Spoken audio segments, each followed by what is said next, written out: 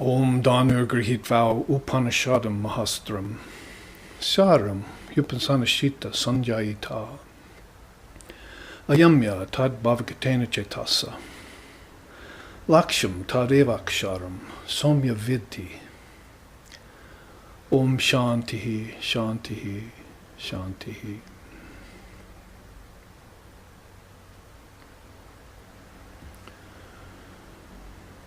Taking as bow that mighty weapon furnished by the Upanishads and other non-dual scriptures of India, fasten to it the arrow of mind, made sharpened by thoughts on reality alone.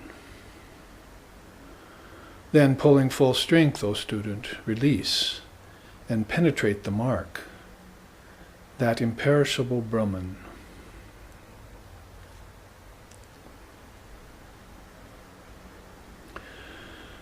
Om tad vidhi parnipatena pariprastyena sevaya upadekshanti te jnana jnaninas tattva darshanaha.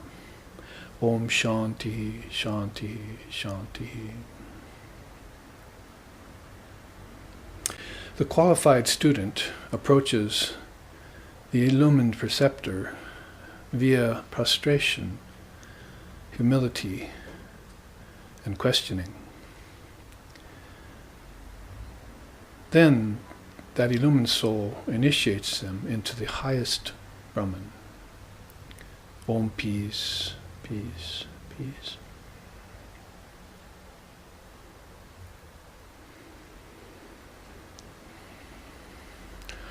Om nahi jnanena sudrishyam pavitram miha vidyate tat swayam yoga samsiddhaha kalenatmani vindati. Om Shantihi, Shantihi, Shantihi. Verily, in all the three worlds there is no purifier like Atmic wisdom. The wise ones realize this fact in due time. Om peace, peace, peace.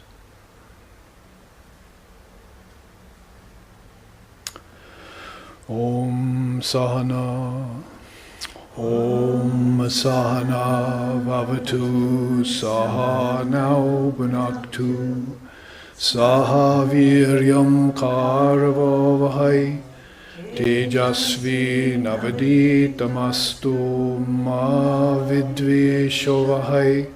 Om Shanti Shanti Shanti.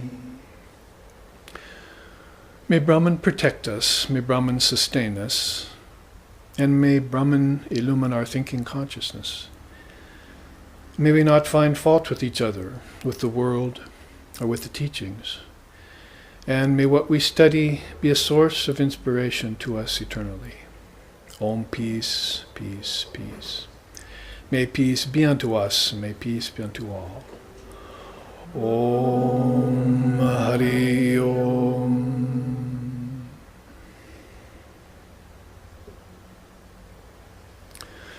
Presently, we are back in Hawaii. We've just returned from our 1-month trip to the mainland ashrams. SRV has 2 others, one in Portland, Oregon, where my teacher taught, Swami Sheshanandaji Maharaj, and one in San Francisco.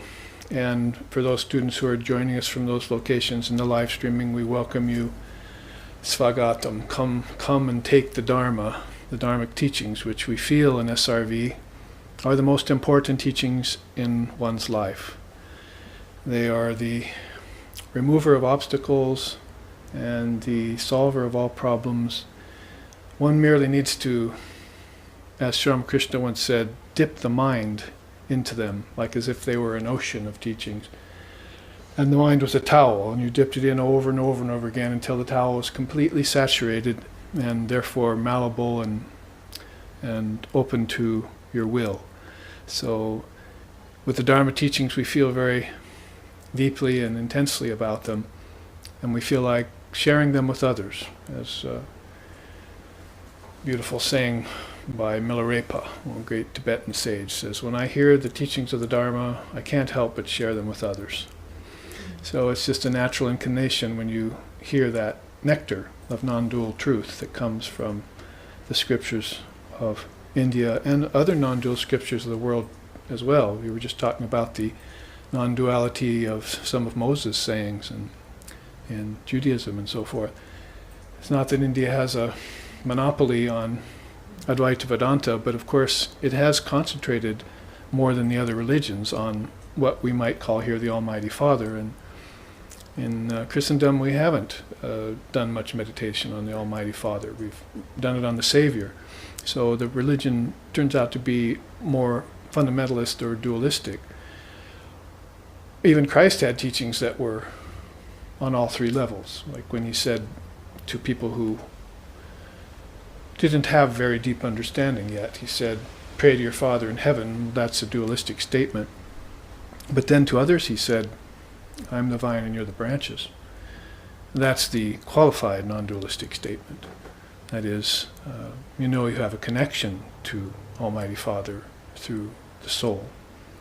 But then, of course, other times he would say, "I and my Father are one," when he was speaking to John and others, because they had a deeper understanding of their connection, and sometimes they felt as if they were one with Jesus, especially when they meditated with him in the Garden of Gethsemane and had those profound experiences that are open only to the sincere devotee who practices sadhana. Sadhana is the cutting edge. When you hear the Dharma, then you must subject it to sadhana. You must not just hear it, shruti, but you must reason about it, manana, or sometimes yukti they call it in Sanskrit. And then you must realize it, so that has to come full circle. Hear the truth, contemplate it, and realize it. And there's even a fourth level where you work it back into your life. And as we say, share it with others. So what we're trying to share in this particular series of classes that we are embarking on now, some 4 or 5 classes coming up now over Thanksgiving and almost towards Christmas, is this great testament called Yoga Vasistha. We're calling this series of classes Yoga Vasistha at a Glance. The problem with that title is that if you take a glance at Lord Vasistha's teachings, you get a third eye full in a very short time, because the original Yoga Vasistha was some 32,000 slokas long. I think then somewhere, in fact in Kashmir, Abhinaya I think was his name, or was a Kashmiri seer who took that and slimmed it down to 6,000 slokas. That's called the Laghu Yoga Vasistha. So the Laghu Yoga Vasistha is what I based my version of, called a quintessential Yoga Vasistha on, that SRV has its own condensation of Yoga Vasistha that is full of these great teachings of Lord Vasistha. It's rather Puranic in style. If you know the Puranas of India, they're the scriptures that are taught by storyline. There's actually a few of the non-dual scriptures that are taught by storyline, like the Katha Upanishad. I had a young college student writing me this morning, in fact, and I took the time to write her back. He said, "Would you comment on the Katha Upanishad for me, because I'm going to give a report on it in class." This is at a college in Madison. Madison, Wisconsin. So she's writing from there. She used to attend our summer retreats. And so I wrote back some 4 quick paragraphs about Katha Upanishad and said that it was one of the few Upanishads that was taught by story. That is, Nachikesha is the young man, and his father's giving away all his possessions at the end of his life, as good Hindu do. I don't want to be caught with any possessions. And he's giving away cows, and some of the cows aren't even giving milk still, so his son's scratching his head about that one. And so somewhere in there with his father, he says, "Well, who are you going to give me away to? I'm one of your possessions. I'm your son." And the father is irritated, and he says, "I give you to death." So Nachikesha takes that literally, and he goes to find death. So he seeks death. It's called Yama. That is death personified, death as a form. So he goes to find Yama in the abode of death. And he searches and finds the abode of death and knocks on death's door.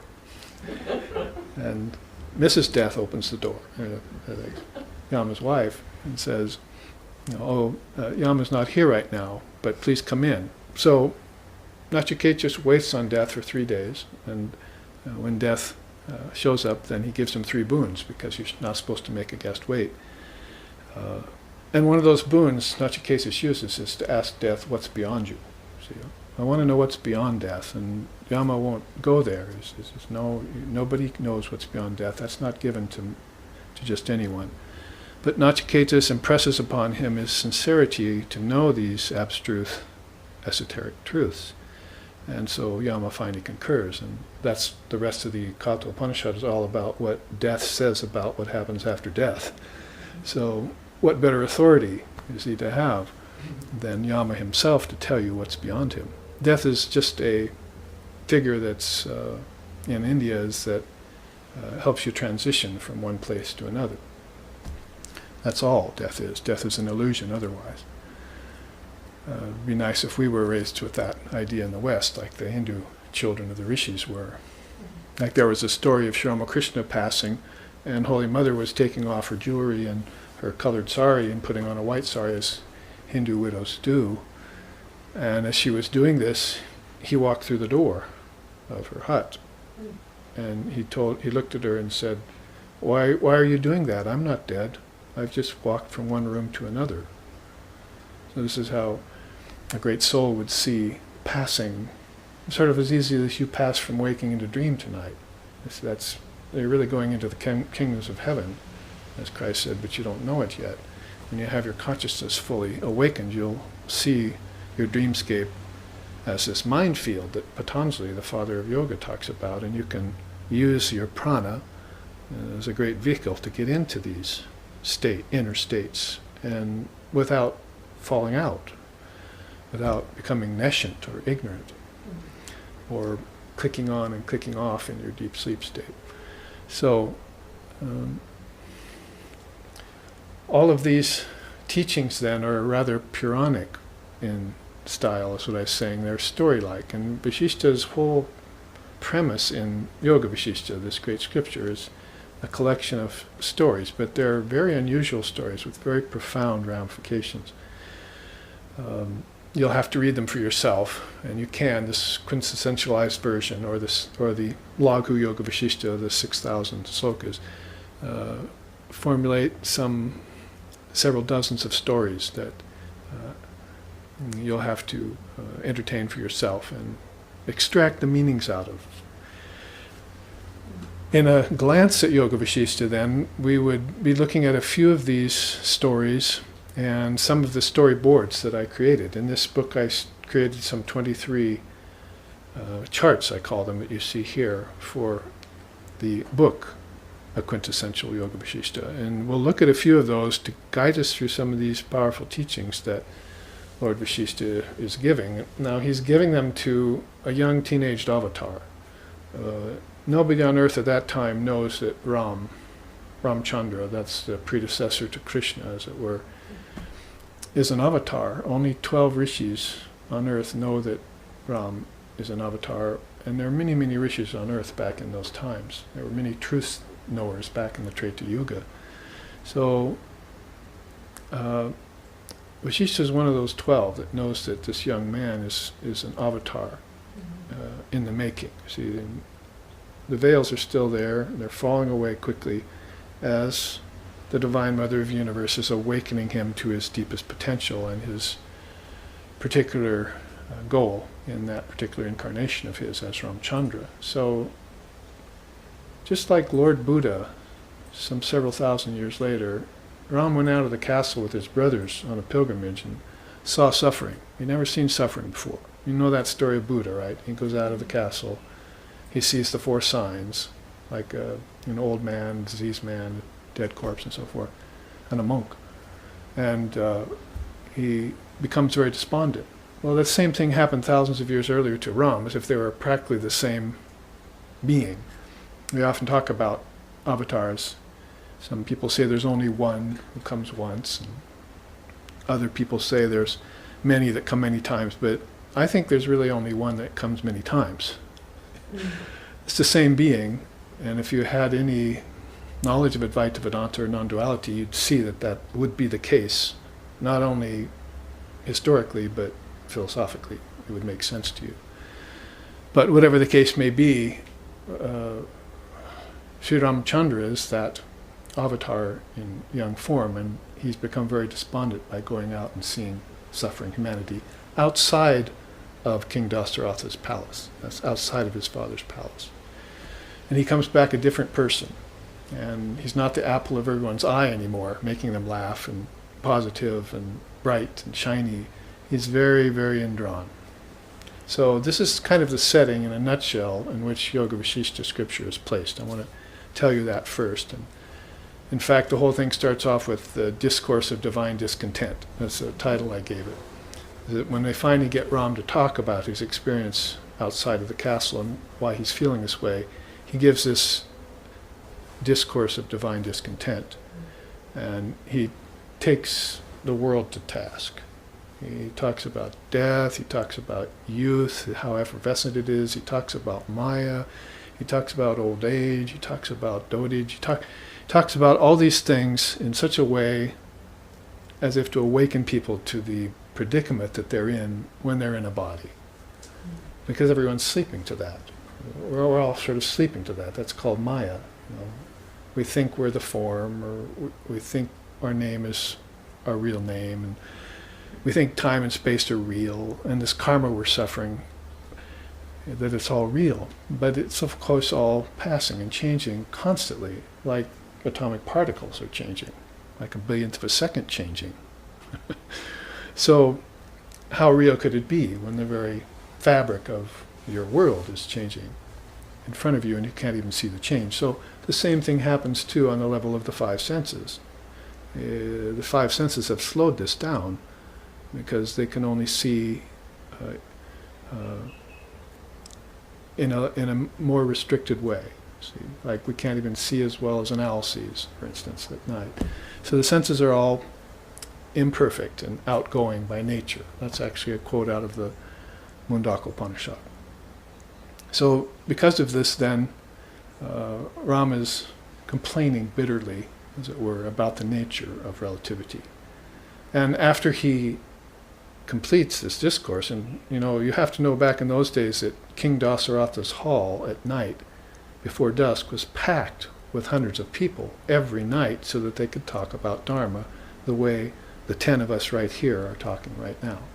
We decided to come here and sit down and hear a teacher talk about the Dharma for 3 hours. See? But this was a daily occurrence in the life of those people in India back then. They did it every day, and they would start about 6, they would forget about their dinner or eat it before they came, and the sun would go down on them, and before they knew that, the sun was coming up in the other window.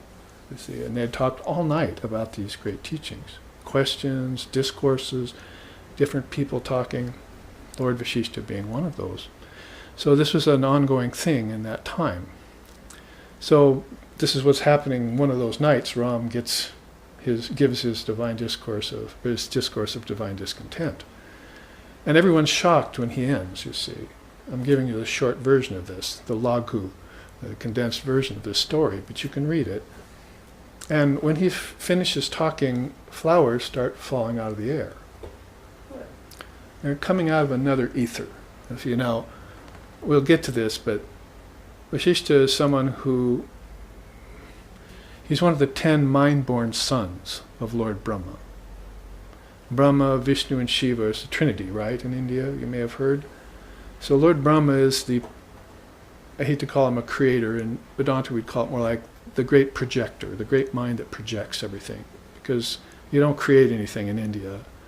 You can't create something out of nothing. You just have to get a hold of something that's unmanifest and then bring it into the manifest, and then it'll go back into unmanifest, and that's why there's no death, because this is going on all the time. Death is just sitting there shifting people between perspectives, between worlds. So they know about these worlds inside, and Christ knew about them when he talked to John and said the kingdoms of heaven were within you. So these are souls that have concourse with these worlds and with the beings inside of them. Now, we're all looking outside. We're shooting rockets up to space. We're looking for planets that have other beings on it. Holy Mother said, probably no other beings up there. You're it. You're God in the physical realm, in the Jambu Dvipa, the physical world, you see, one of the 7 worlds. And whatever the case might be about that, we don't want to get in arguments with those who love UFOs and so forth. The point is that this manifestation of God on earth is enough to handle without looking up in space. See, we've got birth, we've got growth, we've got disease, we've got old age, we've got decay, and we've got death, Buddha said. The 6 transformations. So we have enough to deal with the suffering that is encompassed in those 6 transformations. What to speak of all the other Mayic transformations, which are the offshoots of those, you see. So Ram has seen this as a young man. He's in his teens, you see. So he's seen this, and he comes back, and he gives this speech, this talk, this discourse of divine discontent, and flowers start coming out of this next ether. See, I mean, you'd read it in here, probably wouldn't understand it. It'd seem like a miracle to you, but it's not miraculous, really. It's just that there are many ethers inside.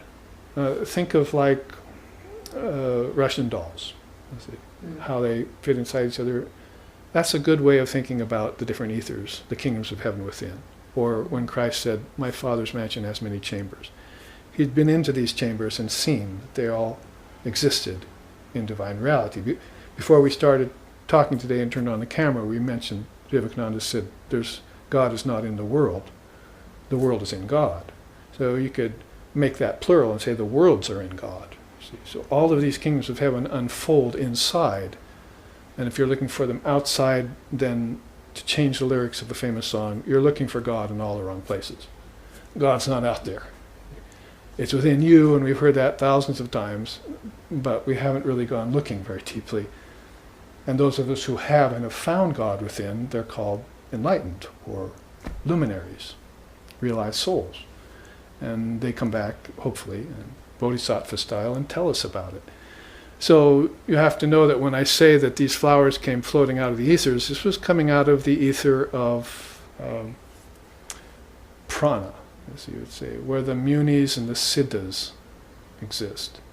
And after these flowers fell, and the congregation wasn't all that surprised, because back then they knew these ethers, you see. If they hadn't experienced them themselves, they believed their teachers that they were there, you see. We have no idea whatsoever in this day and time how multi-layered our consciousness is and how deep it goes. And if we experience it, we call it a dream, and somebody tells us it's a figment of our imagination, and we exit out of the equation. This is the only reality, in other words. The world, changing at a billionth of seconds, is our only reality. See? So we know nothing about the slowing down of particles as we go into meditation or go into deep sleep, and we know nothing about the underlying foundation, which is changeless, that lies beneath all the worlds. That is, as its substrate. Father of Yoga calls it underlying substrata. So out of these ethers then start flowing these flowers, these fragrant flowers, and then the siddhas and munis themselves start to materialize right there in King Dasaratha's hall. And everyone starts hugging each other. Oh, I haven't seen my ancestor. I haven't seen you for so long, you see, because this is the realm of your ancestors. It's hand in glove right up next to you. That's why you still feel them. They haven't died at all. They've just moved to a subtle body, and now they're inside of you, as it were. That's the best way to think of it. And you can still have contact with them if you want. It'd probably be better contact if they were realized by the time they passed from the body, because then you'd have both sides, the transmitter and the receptor, open to each other. It's usually not the case. Like, say, when Paul saw Christ on the roadside on his way to Damascus. Christ had sent him a vision of himself. That wasn't Christ there. And Moses didn't see an actual burning bush. That was a projection of a great mind into the physical world of an image expressly for that individual's vision. No one else saw Christ at the side of the road. I said, did you see him? What are you talking about, man? You're crazy. You see. So this is all coming from an inner world, you see, and there are beings in these inner worlds. Aren't there many beings in the outer worlds? Go out into the soil, pick up a handful of it, and examine it with a microscope, and you see thousands and thousands of little beings in there, little shaktis, you see, little energies. And same with a handful of water and so forth. So why shouldn't it be the same and more so for these lands inwardly? So these beings are then moving around in King Dasaratha's hall, and there's some concourse going on, and they were asked then, King Dasaratha said, why have you come and left this Shakadvipa, this etheric world, and come into the world of the physical? We usually don't see that kind of trespass on these lines. And they said, well, we were enjoying in heaven. This is a kind of heaven. Their ancestors have gone to a kind of heaven. Christians have that much right, see. So you've gone into a kind of heaven. We would call it a lower heaven, you see, where transmigrating souls move back and forth between earth and heaven, like a Kala chakra, like a wheel. So we were there and we were enjoying heaven, but then Ram's discourse was so powerful that we could hear it all the way into the heaven, into this ether. We could hear him, and he was so intense and so pointed about it, and so intense, and so much feeling that we began to pick up on it, and we heard it, so we began listening. And we had to come down and pay our respects to him, because this is the avatar born on earth. You see. We realized that this is the next incarnation. And so we came to pay our obeisances to Shri Raama. That's why they sing, see, about him so much. We like to sing, don't we? Like those songs about Ram. Shri Raama Chandra Kripalu Bhajamana Harana Bhavabhaya Darunam. Shri Raama Chandra Kripalu Bhajamana Harana Bhavabhaya Darunam. Nava Kanchalochana Kancha Mukakara Kancha Pada Kanjarunam. Shri Ram, Shri Ram, Shri Ram, Shri Ramachandra Kripalu Vajamana Harana Bhavabhaya Darunam. So this is why they sing about him, because he was the avatar of that great yuga, that Treta Yuga. And he had come for that express purpose, to give people a big eyeful, you see, of the fatality of believing only in the outer worlds and forgetting your inner nature, forgetting the kingdoms of heaven within you. Kingdoms of heaven within you are a cosmology. It's not like that's absolute reality, because it's still in name and form and time and space. It still has semblances of the fivefold Maya. Name, form, time, space, and karma, cause and effect, still operate to a certain extent in heaven. See? There's a certain semblance of passage of time. There's a semblance that you've gone to a different location or locale inside you, a different locus. And you still have a name in heaven and a form, an angelic form and so forth. So it's still in the realm of name and form, so it cannot be considered in India divine reality. It's a world. And you move in and out of them.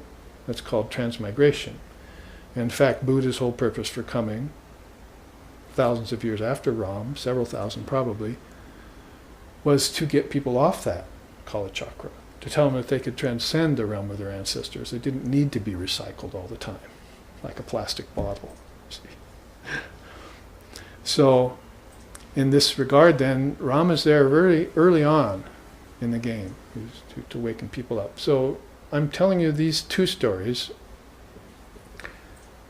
semblances of them again, so that we can have a sort of a foundation to understand these teachings that are unfolding that we go through. Now, if you look at this chart, for instance, which we had up here in front of everyone a couple months ago, It's really a chart about fives. It's called the quintuplication process.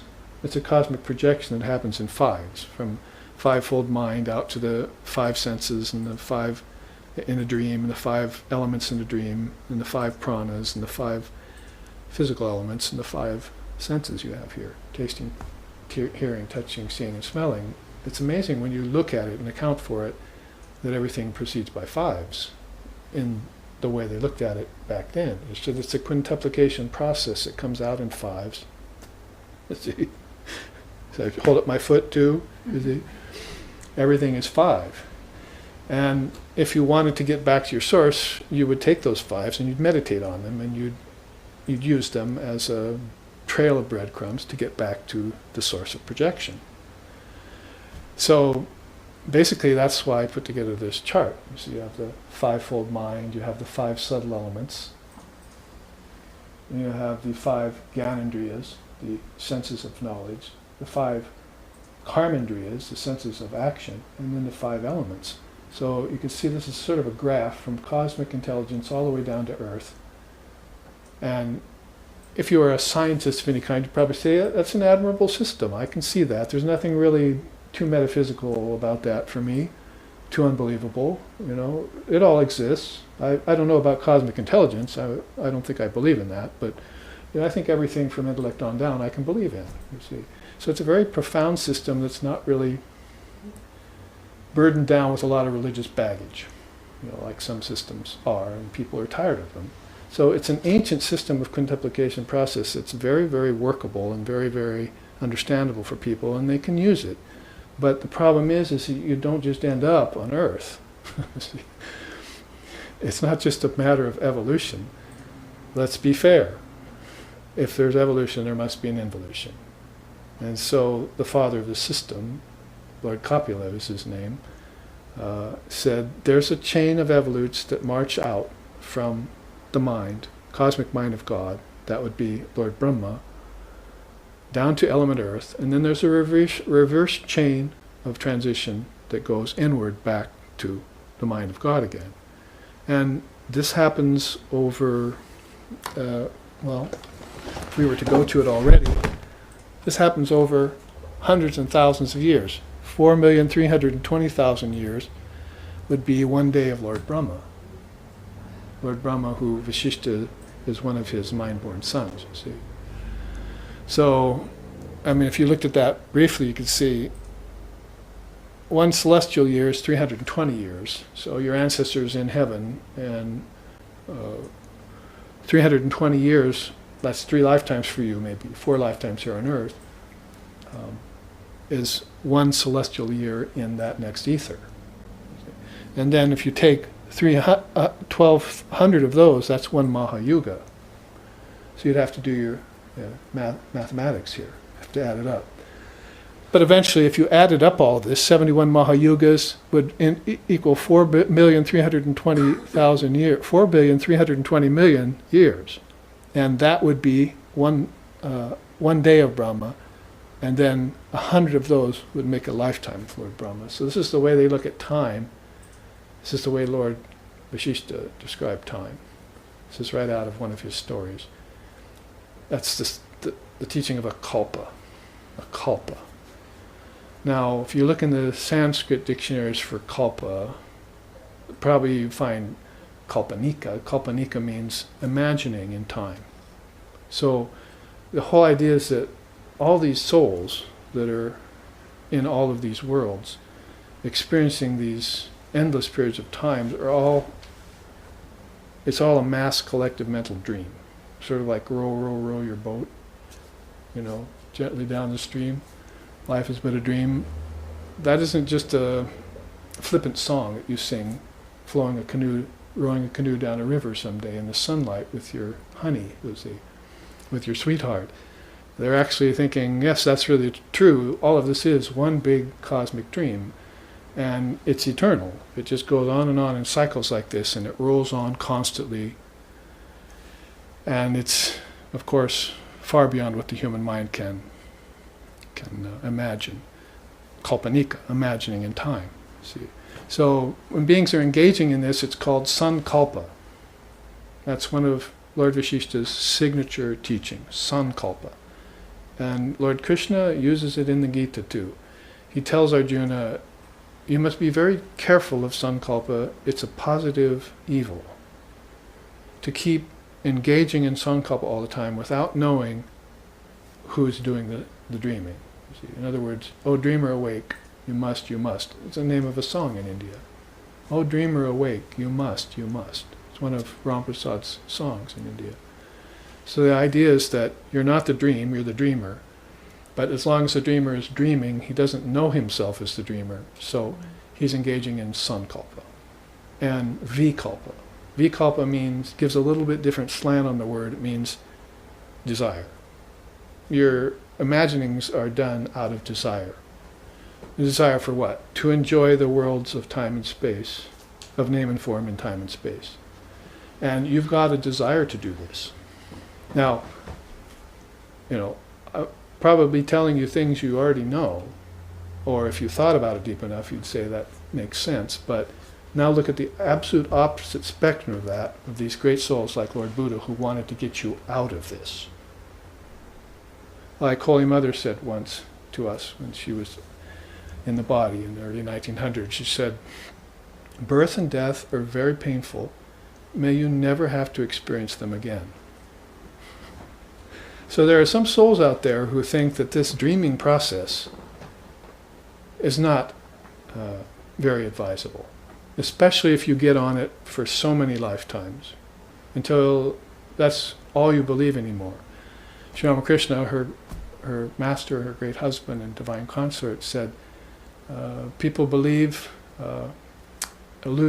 track of their true nature for such a long period of time that pretty soon they begin to believe that the world is real. And that sounds pretty much like science and worldly people to me nowadays. You take the world away from them and they have nothing left. See, the world means name and form and enjoyments and objects and children and families and everything. You take those away, what is there, you see? But if you go into Shankara's Chudamani, he's telling a student to do just exactly that. See, you want to give up the 5 elements, then you want to give up the 5 active senses, then you want to give up the 5 cognitive senses, then you want to give up the 5 subtle elements in dream, then you want to give up the mind, especially this rascal here called the ego, you see, because the ego is right at the hub there of projection. It's a separate eye maker. Who said that? Who called the ego a separate eye maker? Lord Vasishtha. In Vasishtha's yoga, it's his own coined phrase. The ego is a separate eye maker, and it's fantastic. It's not possible to make the indivisible Brahman into different parts, but yet somehow it's being done. We're all one, you see, we're all one Brahman, we're all one reality, yet we're seeing it split into thousands and thousands apart. Not being satisfied by that, we fragment our minds, you see, and then make it into 1,000 evils and 1,000 hells, and suffer 1,000 ignominities, you see. We suffer them. And still we won't give up of our death grasp on the atomic particle, you see. So I'm saying this as a, with description of Sri Rama's discourse of divine discontent, right smack dab in the middle, there's these worlds of name and form in which beings are engaging in mass collective mental dreaming. And it's not happening just with 7 billion people here. You've got billions of ancestors. Then, in the next world in, you've got billions of celestials. See this celestial world? Etheric astral world, celestial world. See? Now, below this dotted line is the Kala Chakra. This is where beings are going from birth to death and death to birth. This thirst for life, forever quench. It drags from birth to death and death to birth the soul. Who said that? Swami Vivekananda in his Song of the Sannyasin. This thirst for life forever quench. Why? Because it drags from birth to death and death to birth the soul. The soul is having the pain of birth, growth, disease, old age, decay, and death over and over and over again for his meal. You see. an umpteen amount of times. The good news about that, if you could fashion some out of it, would be that the soul is not dying. See? There must be an eternal essence or portion to the soul that is the witness of this process. Otherwise, it would give up the ghost, right? So you've got this sakshi bhutam, this witness of all phenomena inside of you that is your true nature, that you're covering over with this desire to dream. See? Dreaming yourself away from the source of things. If you were ever to catch a glimpse of the source, then you'd have a thrill of bliss. You'd have the peace that passes all understanding. You'd have contentment instead of happiness. You'd have wisdom instead of just lower knowledge. You'd have all these things get replaced with these higher effects of a deeper vision. And this is what Vasishtha is going to be waking up in Shri Raama. More and more he's going to be waking up in this young man the presence of the divine. He calls it Atman. And he's going to do that deftly by removing this little tendril of Maya that the avatar, on purpose probably, is holding in his mind. This is a play. You talk about mass collective mental dreaming, but there's a divine play behind that. So you've got the dance of Maya going on all the time, they call it, right? But then you have this divine Leela just behind it. And then behind that you have the substratum of Brahman, unchanging, ultimate, infinite, birthless, deathless, infinite light, eternal, formless, nameless, timeless, spaceless. That's the substratum we're talking about. But out of that come these divine beings and they sport. And out of their sport, other beings proceed, we'll get into this in another chart, and begin having many lifetimes. Okay, well that's the no-no right there. You see, for the Videha Mukta, the living liberated soul who is beyond all bodies, he'll take one birth and he'll give up the body and never come back here again. You know what Buddha said? Have no hope for me, for the worlds, forevermore. I'm gone and gone forever. All he had to do was come here once and take his birth in the Sakya clan. His father was the king of the Sakya clan, which is the most powerful clan there. It was about 550 years before Christ. This happened with Lord Buddha. All he had to do was see the world once, see his way through Mara, what he called Mara, and give the teaching of Nirvana to everyone, and then go and never come back again. Now his emanations are coming back, we could certainly say that. Bodhisattvas and Tulkus and Rinpoches and Zen Roshis, and I mean, you've got some like, how much, 80-some generations of India, back from Japan to India. You see, India spread out that way. There was no religion ever like Buddhism. It marched across the whole globe and conquered everything without raising a sword. And all it did was raise its feet and walk and spread the teachings of the Buddha. See? So there's been no phenomena like Buddhism in religion ever. Absolutely non-violent. But it changed everyone's thinking. Changed kings into vegetarians, you see. Stopped them from committing animal sacrifice in the name of religion. And on you could go about it. Well, that was several thousand years after Ram that Buddha was doing this. But again, he lived once and he was gone. I'm gone and gone forever. I'll send my emanations back, sort of like I'm the sun in the sky and there will be rays. But I'm not moving, you see, because I've realized the immovable Buddha nature. And I am that. See?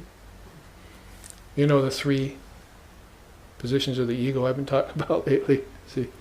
Because that's a teaching of Lord Vasishtha. He says there's deha dhyasahamkara, the ego attached to the body, see, suffering horribly. Then there's the sakshahamkara, the witness ego. It begins to get some distance from everything, and it sees that it's different. It sees that it's not matter, and it's not spirit, and it's not matter, it's not energy, and it's not thought. You see, it's something different. And then there's this paramahamkara, There's a supreme soul that witnesses everything, even goes beyond witness, because witness has something that it's witnessing. See, so witness can't be the highest thing because it's still two, you see there. But Paramahamkara just removes that line of demarcation. It's sort of like breaking a jar full of water under a lake, see, and water becomes water. So, what does this Dehadhyasahamkara say all the time? What's its mantra? Why me? Why me? But what does the Sakshahamkara say, the witness ego? Who am I? Then what does the Paramahamkara say? I am. Yes, I am. So, depending on where consciousness is invested, you see, if it's invested in this tiny little ego, see, and it hasn't dissolved it yet, and it hasn't seen through it, then it says, why me, and it suffers all the time. But it has to come to this level of understanding where it hears the teachings, and it begins to practice the Dharma. It's called sadhana. And it's going to do that, as far as Yoga Vasistha is concerned, by the great Atma Vichara. Now, Atma Vichara means inquiry into the nature of reality. They condense that by just saying, who am I? See, that's the question, who am I? But I've always said, because I've heard people teaching about it, who am I, sound like an owl pretty soon. What I say is that you have to know what you're not before you can know who you are. See? So if you're still bound up in all these things, then who am I is not going to do you any good as a question. It's just going to be the utterance of an owl in the darkness at night, you see. So you have to come to know without a doubt that you are none of these 24 cosmic principles. That earth, air, fire, water, and ether is not your nature. That seeing, tasting, touching, hearing, and smelling is not your nature. That waking, dreaming, and deep sleep is not your nature. That mind, intellect, ego, and thought is not your nature. And you'll only know your true nature when you X those out of the equation and posit yourself directly in the spirit. See? I am. This self is. That thou art. Aham Brahmasmi. I am Brahman. There is no difference between God and mankind. That's been a misnomer all along. And religion has concentrated on that, and therefore all the evils have come, including war. Any religion that gets in bed with politics is not a religion. And that's why I say Buddhism is so pure, you see.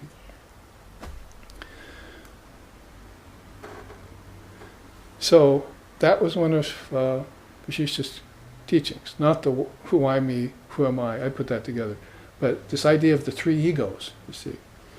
And so when you get to such a grand level of selflessness, that is, the self gets attenuated by degrees inside, and you get to this selflessness of the Atman, then you're doing everything for the good of others, like Buddha was. You'll come here once.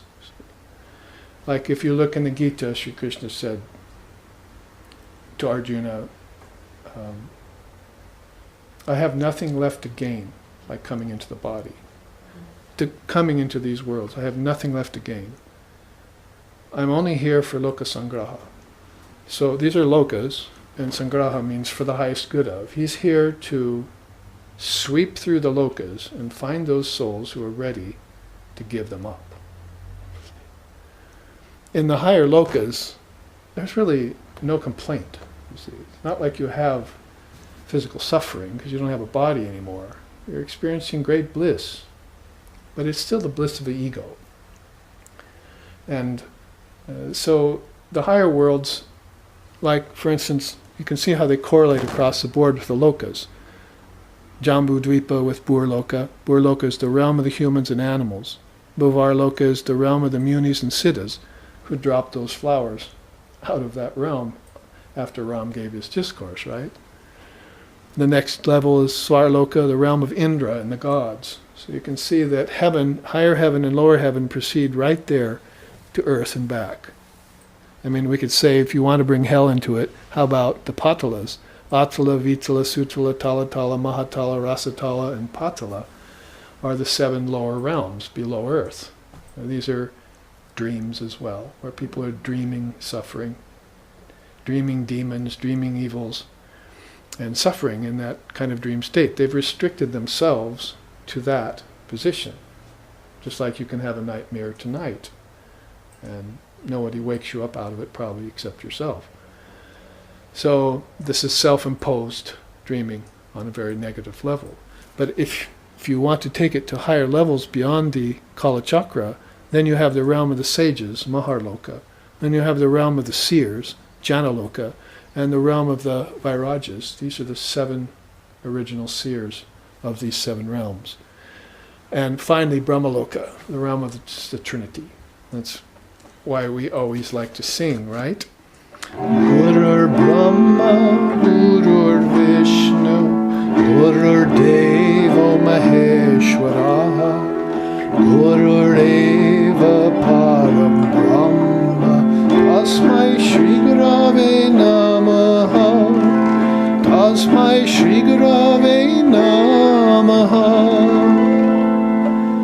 So, Guru Brahma, Guru Vishnu, Guru Deva, that means Brahma, Vishnu, and Shiva are presiding over these 7 Vairajas, these 7 realms. And Lord Vasishtha is one of the 10 mind-born sons of the Trinity. This is how we place him in the scheme of divine beings. So his scripture, even in the West, has become fairly popular. What's that expression they use? A cult following. You see, it has a cult following. You could type it up in Google and you can see all these beings in the West who really got interested in Vasishtha's teachings because it was placed in such a way that was very intriguing. Not a lot of religious baggage, smacking of Advaita Vedanta, but in a story form, like Puranic. So it's very accessible to people. They get the highest wisdom in a way that they can comprehend it. You see, it's not just like going to somebody and saying, who am I? You must say, who am I? Bye now. You see, thou art that. Go and meditate on that. Well, it doesn't give me much to hold on to. I've still got my imperfections here, and my karmas, and my samskaras, and my sufferings, and got my family at home. See, I don't really feel much like God right now, to tell you the truth. So if you've got all these things going on, then you're probably going to want to have some way in which it's put to you that you can make sense out of it, that you can see yourself as divine, even in the midst of all the vagaries and vicissitudes of life that are going on in cycles all the time, for everyone. Didn't Christ have a dark night of the soul? Didn't Buddha meet Mara under the bo tree when he sat? Didn't Moses have his problem with the golden calf? Didn't Muhammad wander in the wilderness? So there's these tamasic cycles that are going on all the time that affect all beings on all levels, on all worlds. All 7 worlds are called. Divided into 3. The 3 worlds, sometimes they call it, just means, because in India they go Shanti, Shanti, Shanti.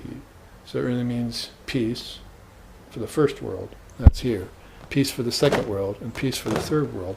We want peace here. We want peace with our ancestors, and we want peace with the gods. Basically what that means.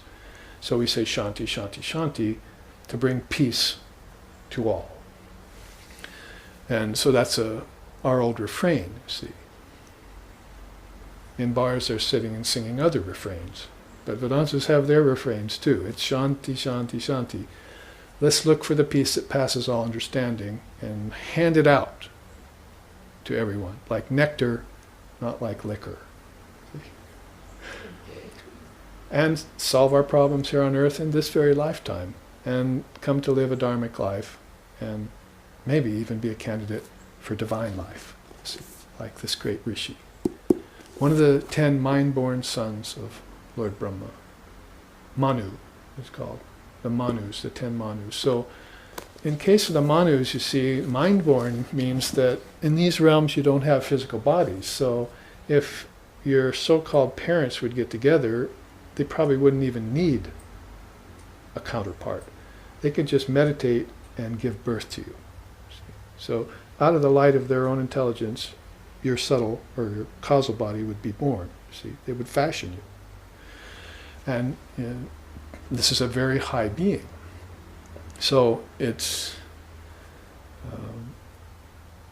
your body would be made of supreme intelligence. That would be your very structure, you see. And then you could move around the seven worlds as you wish with this absolute freedom from this higher intelligence. You'd have to think that that's why these great souls were projecting visions on people on earth. You see, it's from a very high position of supreme intelligence that was very facile and that could move with lightning speed. They even have words for it in Sanskrit, mano javitvam, mind, mano, that moves with lightning speed to affect anything it wants in any of the seven worlds. So it can suggest itself to you, even if you're in darkness. It can pierce through that darkness and suggest itself to you as a vision or as grace or other ways. So, as I say, it'd be much better if you had some sort of opening. If the receptor was open and the transmitter, was transmitting. Sri Ramakrishna used to say, there's two villages in India, they're about 2 miles apart, and they put up a telegraph so they could talk to each other. So, one's tapping away on the telegraph saying, hello, we're here, are you there on the other side? And there's nothing happening at the other end. So they send a crew out, a road crew, they see that the monkeys have been fiddling with the wires and broken them. And they put the wires back together and then chase the monkeys away, you see, and then the two villages can communicate. It's Sri Ramakrishna's simple story about how our connections with our ancestors and with the celestials and with the gods and goddesses and with the Trinity is broken. In this day and age particularly, with our obsession with matter, materialism, these connections are broken. So they've been broken so long that now we don't even believe in divine reality. There is no God. See? What to speak of, my ancestors are just came and went, and they don't exist anymore. And these deities that the Tibetan Buddhists are meditating on and the Hindus are meditating on don't exist. They're just figments of their imagination. Pretty soon it just becomes outlandishly dark. See? You're looking through a glass darkly.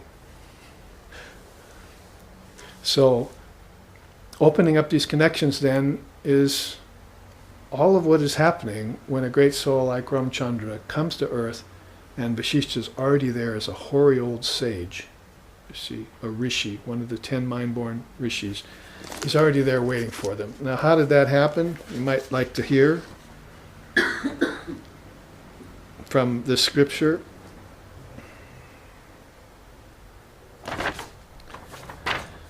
Vasishtha is telling Ram how he got there to earth. Now listen, Ram, to a story I will relate, a story of wonder that involves my own strange and unique early experience with the Almighty Lord Brahma, my father. Though I and my auspicious firstborn brothers, the 10 Manus, so he had 9 brothers, were put to the test and inspected with intense scrutiny early on, we nevertheless emerged both unscathed and in possession of esoteric knowledge rarely acquired by any embodied being. In a time past remembering, from a space beyond conceiving, there arose again in another divine cycle the Almighty Lord Brahma. Remember, Brahma, Vishnu, and Shiva are the Trinity we were just singing about. Brahma projects, Vishnu preserves, and Shiva dissolves. In cycles that are that long. Let's see. Cycles on top of cycles is how they look at it.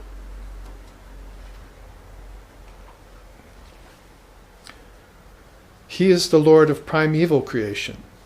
The Lord Vishnu, resting blissfully on his bed of snakes, laid upon the nectar ocean of pure existence, and stirring softly in the early dawn of a new cosmic projection, suddenly gave rise to a beautiful lotus that sprang from his navel. You might have seen these images, murtis and so forth. Vishnu's lying on the bed of snakes, Ananta, the 1,000-headed snake, on the Ekarnavas, the ocean there, ocean of essence. And lotus is coming up out of Lord Vishnu's navel, the big lotus, 1,000 petals open, and Lord Brahma is sitting there in meditation, wakes up and projects the worlds. This is the anthropomorphical description of, if you want, metaphorically, the way that everything opens up in a new creation. And then Shiva, of course, will just dissolve it all and everything will go back and Vishnu will fall asleep on the bed of snakes again. In a pralaya, it's called. Or at the end of one of these long cycles, Mahapralaya. So the whole point of it is that nothing's ever born and nothing ever dies. This is going on in cycles all the time, but reality doesn't change. It's like a mirage in the desert, or a snake in a rope, you see, they say, or a son of a barren woman. See, it just doesn't happen. It just appears to happen. And that's the whole premise of India's philosophy, really, is that it appears to happen, but it's really not. Why? Because nothing changes in Brahman. You cannot change the changeless Brahman. So all the change that's happening on that is apparent, is non-actual, is superimposition, is sublation. You look for words in English to try and explain aparinama to the Westerners. See, changeless Brahman, can you say? When that great flower opened, there shone my father, Lord Brahma, sitting in perpetual lotus posture and meditating on the innate jnana wisdom from which all the worlds and all objects are formed. All of this comes from wisdom. That's its streams of wisdom particles give rise to these worlds. As the creation burgeoned forth once again in full swing, Lord Brahma looked out and noticed the wondrous land of Bharat, that's in India, and seeing its people suffering greatly under the regime of Maya, felt compassion in his heart and decided on a plan to help them. Since that land of India was full of tapasvins, all trying to in vain through their austerities to gain liberation from cycles of birth and death, the great Lord concluded that the ever-free, never-bound state of moksha could not be gained by pilgrimage, sacred ablutions to the holy river, japa, or austerities. The only liberation gained which he noticed among the rare souls who had succeeded in freeing themselves was being the attainment of Atmagyan, wisdom of your own self. That's it for Lord Vasishtha. To him, that's it. You can't get freedom any other way. You need wisdom of your true self.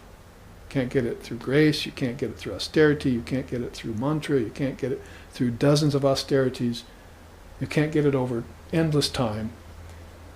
Well, I take it back. Maybe grace.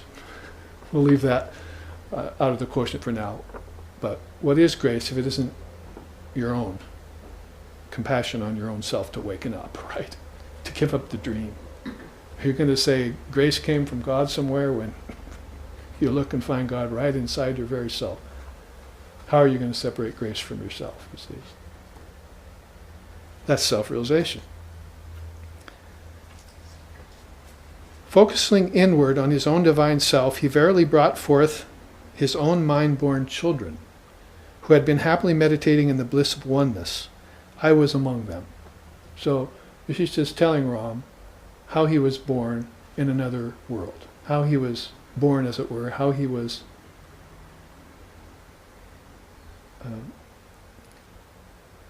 invited into a form from oneness. How he took on a divine form when he had been meditating in oneness. Now, Holy Mother said, Vivekananda, Naren, came to earth after 700 years of meditating like a wooden statue. Immovable. So, Sri Ramakrishna, there's even a song about it I could sing. Sri Ramakrishna brought Naren, or Vivekananda, out of that state of a 700-year meditation in oneness in order to come down here and take on a form as Vivekananda. So this is like a part of our contemporary tradition, too, of India, here on earth. At least as far as Shankar order and Ramakrishna order, those are fairly recent.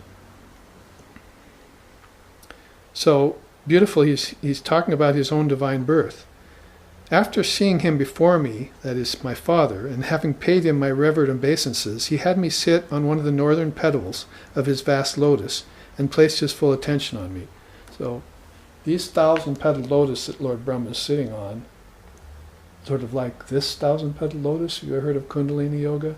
This is called the Sahasrara, the 1,000-petaled lotus at the crown of your head, Divine Mother Kundalini comes up and opens into the third eye and into this, then you've got a 1,000-petaled lotus. This is what he's speaking about. So Brahma has this 1,000-petaled lotus, and each petal is one of those worlds, you see.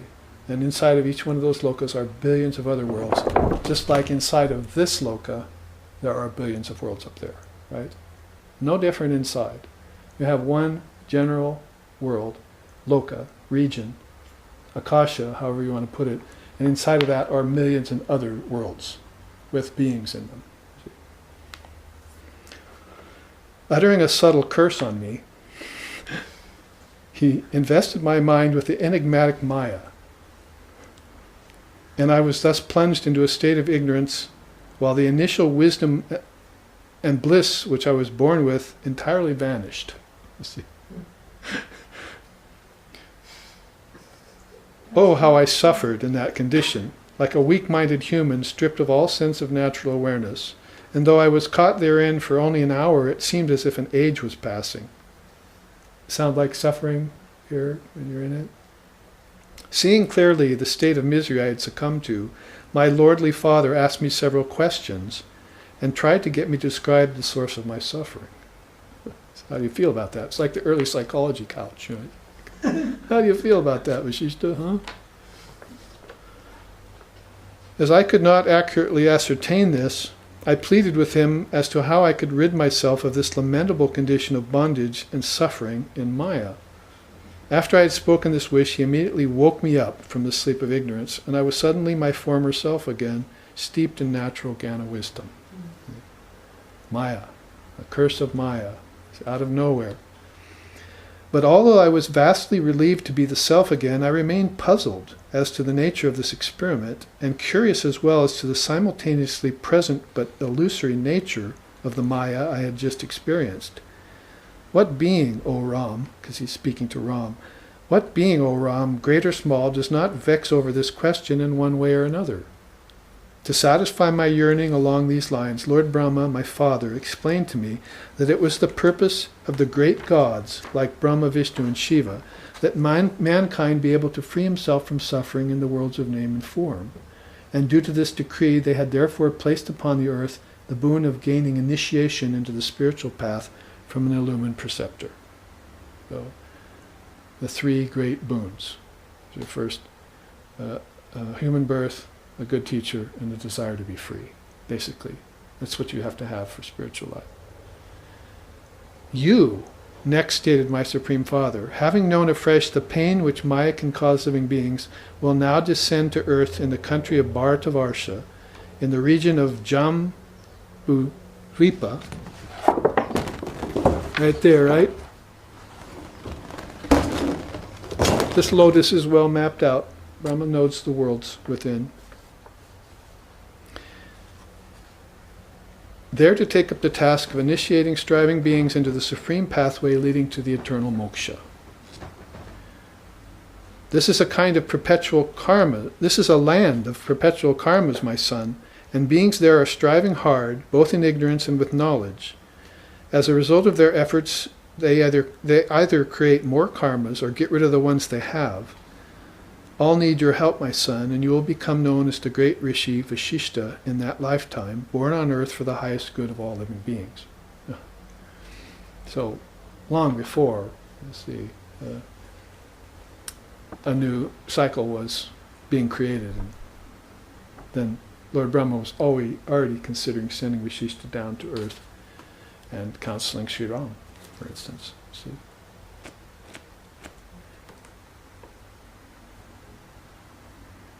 And finally, and as to those sincere beings, let's see here. Oh yes, he says, but know also that there are as many or more persons there on earth who will apathetically submerge themselves in the mire of suffering, as unseemly as that sounds, like hogs wallowing contentedly in their own filth. These will not listen to you, nor should you waste your time upon them. It sounds like don't strew pearls before swine, isn't it? An early version of it. Seek out those who seek out you, and only give those aspiring souls and those souls with sincerity this precious initiation which I have just invested you with at birth. In other words, my son, to those who have qualified themselves by gaining the incomparable 4 qualifications, to them you may transmit these teachings. To those who languish and malinger, you must not do so. So the 4 qualifications, back then, you had to have them before you came to a class like this. You had to have viveka, the discrimination between the real and the unreal. That is, separate the wheat from the chaff, if you want to put it in more contemporary terms. You had to have vairagyam. You must be able to detach from the unreal once you see it. Give it up. Birds have nests, foxes have holes. Son of Man has no place to lay his head here. See? I was reminded of Mother Teresa because we interviewed her when she was alive. And one question to her was, do you believe in war? And she said, absolutely not. And the questioner came back and said, but the Pope has condoned war.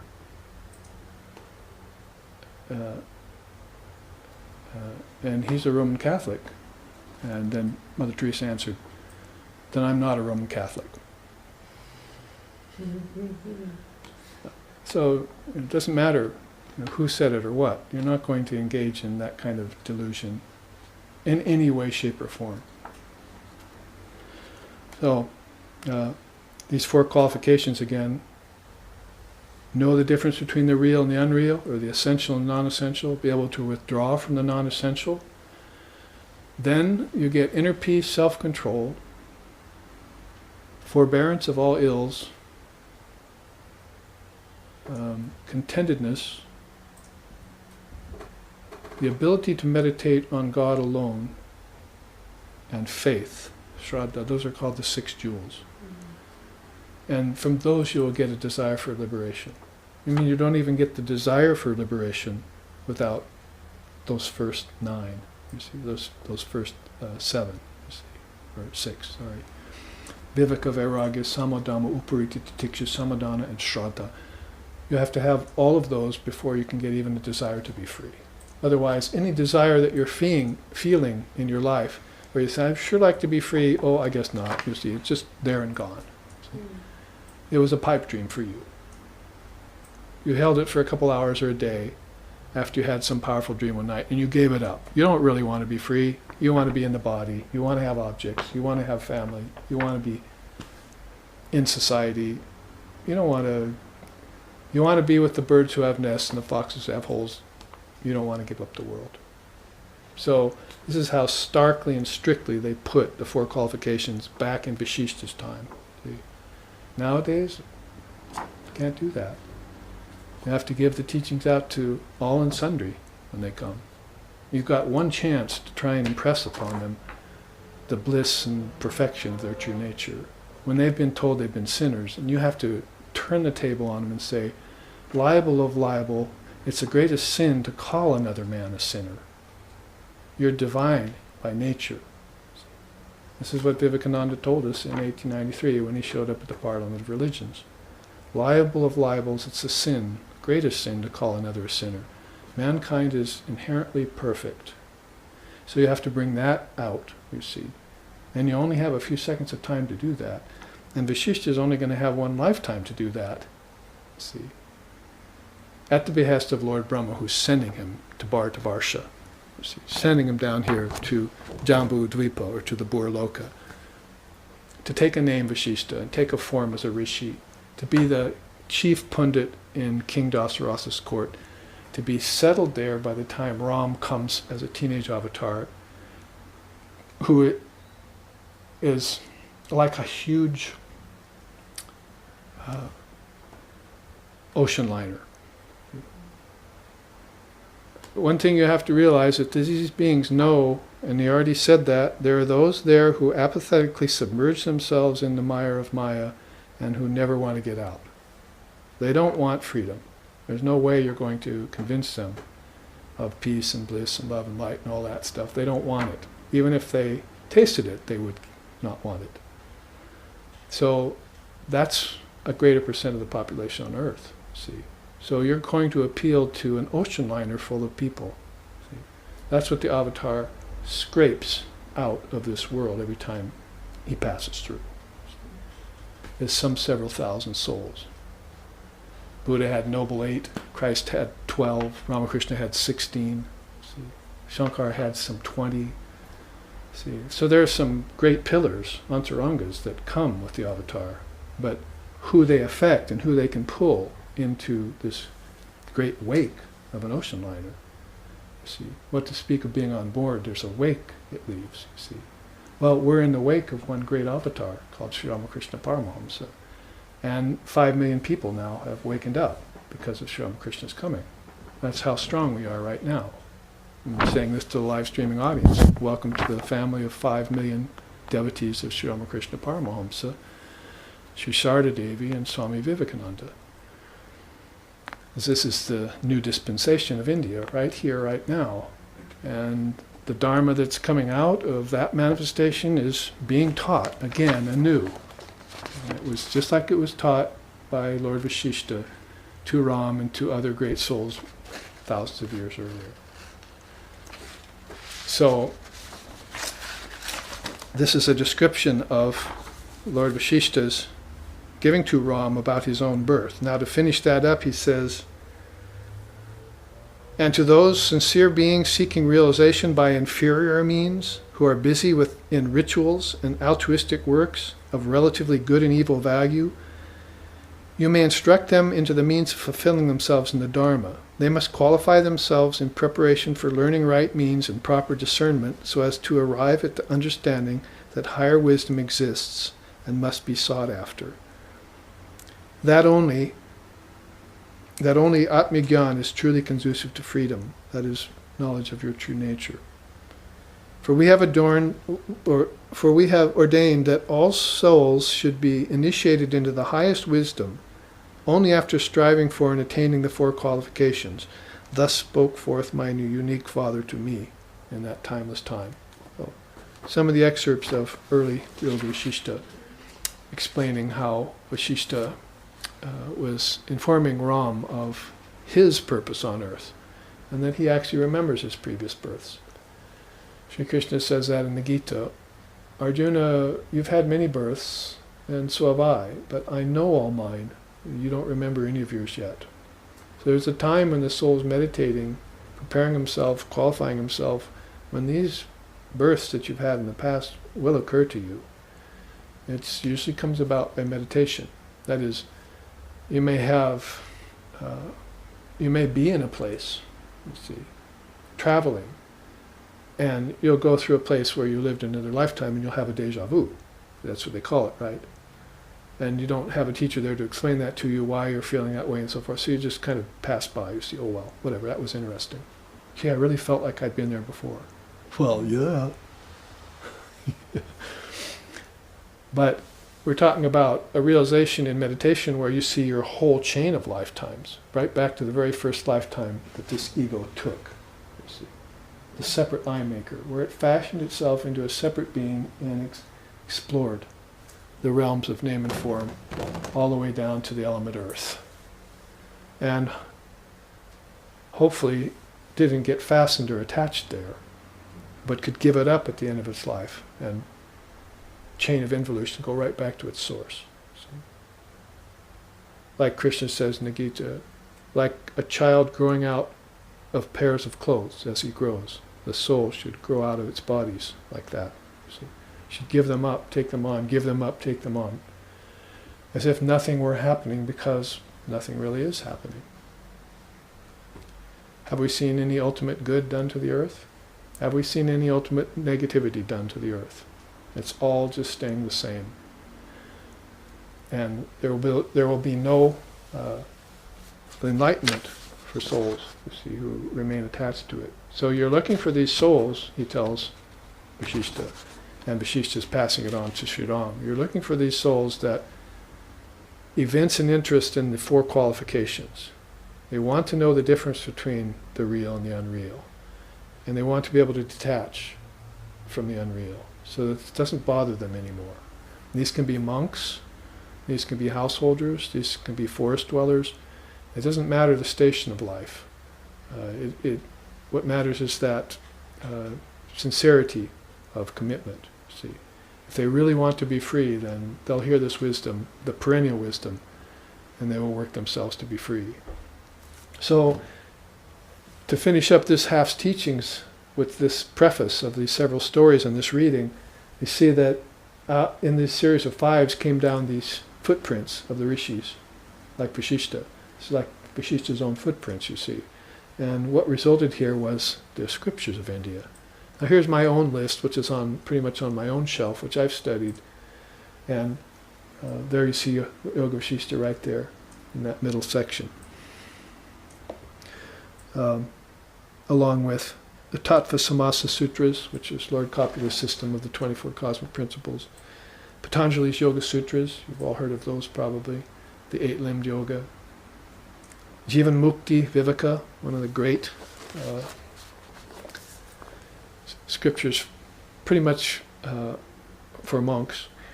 The Panchadasi is one of the Advaitic scriptures of India. The Dhammapada of Lord Buddha, that's Indian Buddhism, and Yoga Vasistha put right in that.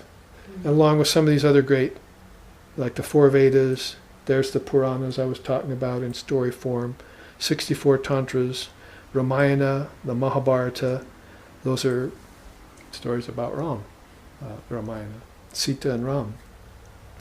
Uddhava Gita, the Srimad Bhagavatam, Narada's Bhakti Sutras, Sandilya's Bhakti Sutras, and the Code of Manu.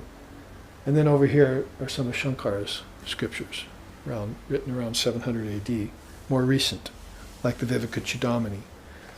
And of course, these very strict non-dual scriptures here, Ashtavakra Samhita, Avadutta Gita, Adhyatma Ramayana, and Gaudapada's Karika on the Mandukya Upanishad, are all the fat trimmed off the bone. This is like the straight dope, as they say, the real Advaitic non-dual scripture, no commentary needed, almost as pure as Zen koans, you might say. Sometimes you have to think about them a long time. You read one line and you just have to meditate on them, and they confer so much in such little verbiage. Now, there at the bottom of the chart, so we're running out of time in the first half here, is Swami Vivekananda's quote, "I have never lost faith in a benign providence, nor am I ever going to lose it. My faith in the true religion and revealed scriptures is unshaken." So, he, of course, when he came here in 1893, wanted right away to have Panini's grammar sent over so we'd have some Sanskrit, and he wanted the Upanishads put into English and sent over. It's been greatly to the work of Ramakrishna Order that we have all these great scriptures put into English now, because there wasn't a lot in English before that, before Swamiji's coming. So now, not only in English, I myself was in Japan in the 1980s and saw some of them being put into English by Japanese people who were working for Swami Siddharthananda of the Ramakrishna Order. So all over the world you're having these scriptures put into viable and renderable languages so that people can begin to imbibe these teachings. And to us, this is the Savior, not the personality. The principle is the Savior. The wisdom principles are all and everything to us. They don't have the problem the personality suffers, see, because personality will eventually fall, like Christ did, and so forth. Then all reverence to them, but it's the words that live on, the words they said. So we want to worship the principles, not the personality so much. That's how you keep something like this alive. And why these stayed alive for so long. I often, without being interpolated, like some of these other scriptures, they're as pure as they were thousands of years before Christ now. I always use the example in Hawaii of the lava. It gets to the ocean by covering itself in caves, you see, and therefore it can flow longer. This is sort of like these were explosions of wisdom in volcanoes like Lord Vasishtha, and that wisdom could have cooled and stopped after a few hundred years or 1,000 years, but it didn't, you see. It went deep and covered itself, and it flowed all the way to the ocean of humanity and brought this to us as fresh and powerful and intensely as it is today in our own language. So it's very, very great boon on all of us to have that. So with that chart then, we opened this series of classes, and we also looked at this chart here. You can see that in the remaining 5 minutes before our break, that this chart contains the corollaries side by side.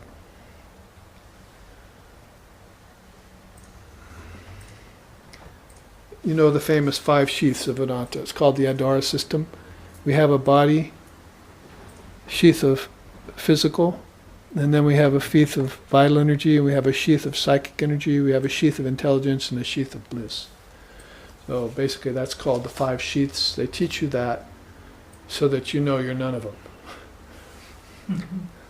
That you're not the body, you're not energy, you're not mind, you're not intelligence, and you're not the ego, sense of separate self. Those are sheaths, means coverings. Like sometimes they say, like kusha grass or some grass, you pull it and you pull the outside sheath. You know, you used to eat it when you were a child. You pull the inside sheath out of the outside sheath. So just like that, these sheaths are coverings. And the worlds really act the same way, like the little Russian dolls. They're also contained, each one inside of each other. And we can't find them because we're looking outward all the time. And we're not developing the subtle propensity to go inside. That's called meditation in Raja Yoga, but in Jnana Yoga it's called studying these scriptures and thinking about them. I've been telling my students lately, you know, pick up a scripture and read the first sloka, put it down, memorize it before you go on. See, don't just read and then at the end of your reading not be able to recall a damn thing. See. Okay, what did you just read in that page? Well, see. So take the first paragraph or the first sloka or the first sutra or the first surah if you're a Muslim, or the first whatever, and commit it to memory. And then walk around with it all day. See, that's called rolling it over in your mind. If you take it in that deeply, it's going to have an acidic effect. Otherwise not. It's not. It might just inspire you momentarily, you see. But this is how you study a scripture. And you see how I'm studying them. I'm taking a scripture apart and turning it into 24 storyboards so that not only I can see it with my eyes and it goes deeper into me, but my students will have a chance to take a deeper look, a glance at Yoga Vasistha. Yoga Vasistha at a glance. So let's break here for our break and have some refreshment. Live streaming audience can look at these charts up close on their screens while we're gone, and we'll return in 15 minutes. Thank you for your kind attention.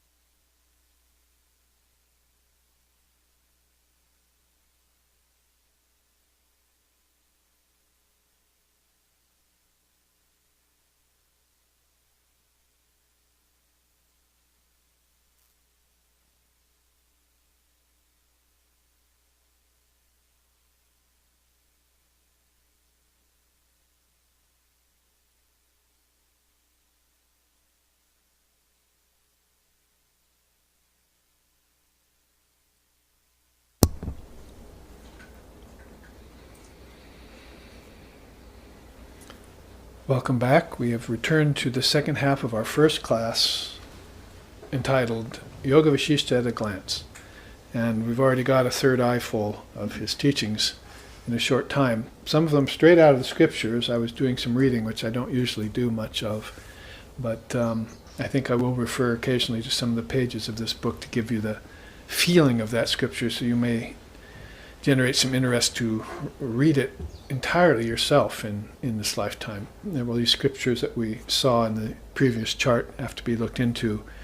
The more you can, the deeper you can go into them, the better for you. This is the eternal Dharma, and it's much higher than, say, morality that we've been giving in the West. The Ten Commandments are all right and good for good conduct and everything, but there's a higher non-duality that exists at the basis of these. You could say, thou shalt not kill, but dharmically you'd have to say, thou cannot kill. It's not possible to kill anything because it was never born. So that's more of the non-dual statement. And when you first hear non-duality, called Advaita in India, it doesn't seem to make much sense to you. And it rings true in a strange way, but then it has to go deep into you for a while and cause a revolution, and it begins to be the only thing that makes sense to you after a while. And the cliche of oneness begins to make deeper sense to you too, and you see that oneness isn't a numerical oneness, it's a all-pervasive oneness. It's a good way of putting it. So that this consciousness infills everything, but it's not a thing. So you wouldn't you want to make it into a container that contains everything. It's boundless and wide open, ever free, never bound, as Vivekananda said. I like that saying of his so much that I used it as a title for one of my CDs once, musical CDs, ever free, never bound. So this boundless truth is evinced in the best possible way through the Dharma, rather than through morality and ethics, or definitely through lower knowledge. Lower knowledge is called aparavid in India. That's science and mathematics and arts and so forth. But the higher truth is called paravid, and it has to do with the truths of the Dharma given out by these seers for thousands of years, and actually for cycles of time, because they keep coming back. We always tell that story about Hanuman, the monkey god, right? Since we're talking about Ram, we can tell it all the time because Lord Vasishtha is teaching the young Ram. So once, when Ram was older, Hanuman found out that he was going to leave the body. So Hanuman said, "Take me with you." And Ram said, "Well, I'm going right now. You can't come. You need to stay here and help the world. But I'm making an exit now." And so Ram said, "But here, take this signet ring." So he took a ring off his finger and gave it to Hanuman. And just as he was stretching it out to Hanuman, Hanuman reached for it. It dropped from Ram's hand and fell through the floorboards down below the house. And so Hanuman, being the son of the Lord of the Winds, flew up and dove down under the house to find this precious ring. And when he came upon it, he found there was a mound of rings just like it laying there. So Ram was giving him this subtle message that we've enacted this play over and over and over again so much. I've been Ram, you've been Hanuman, and we've come here in these countless cycles endlessly to help beings out of Maya, and we'll continue doing it because that's in our nature. And so that kind of teaching about the Dharma communicates well to us its import. It's crucial for this age, and it's the ultimate solution for everything that's going on in the world right now. If you took just a facet of it like ahimsa, nonviolence, that probably wouldn't be enough. You'd have to say, no, it's not just nonviolence that's important, because violence is Buddha's first teaching, right? Suffering is. So it's not that you can take duality and suffering out of the world, because the world is, in its very nature, suffering. Pleasure is a kind of suffering. We're finding that out in the West with our opulent society. So it binds you. You see, so Krishna says to Arjuna in the Gita, you want what is sour in the beginning and sweet at the end, not the opposite. You don't want what is sweet in the beginning, because that turns sour in the end. So that's this idea of going beyond dualities like pleasure and pain. And Vasishtha is very powerful in his way of bringing forth teachings like that. Like I said, some of these key teachings you'll find in him is the 3 kinds of ego and the principle of sankalpa, mental projection. Really, all the darshanas of India probably owe so much to Lord Brahma's mind-born son, because they're all mind-only schools. They say the mind is really everything in India. Everything has come from the mind, and it'll all go back into the mind, just like when you go from waking to dreaming to deep sleep, and then back to waking tonight.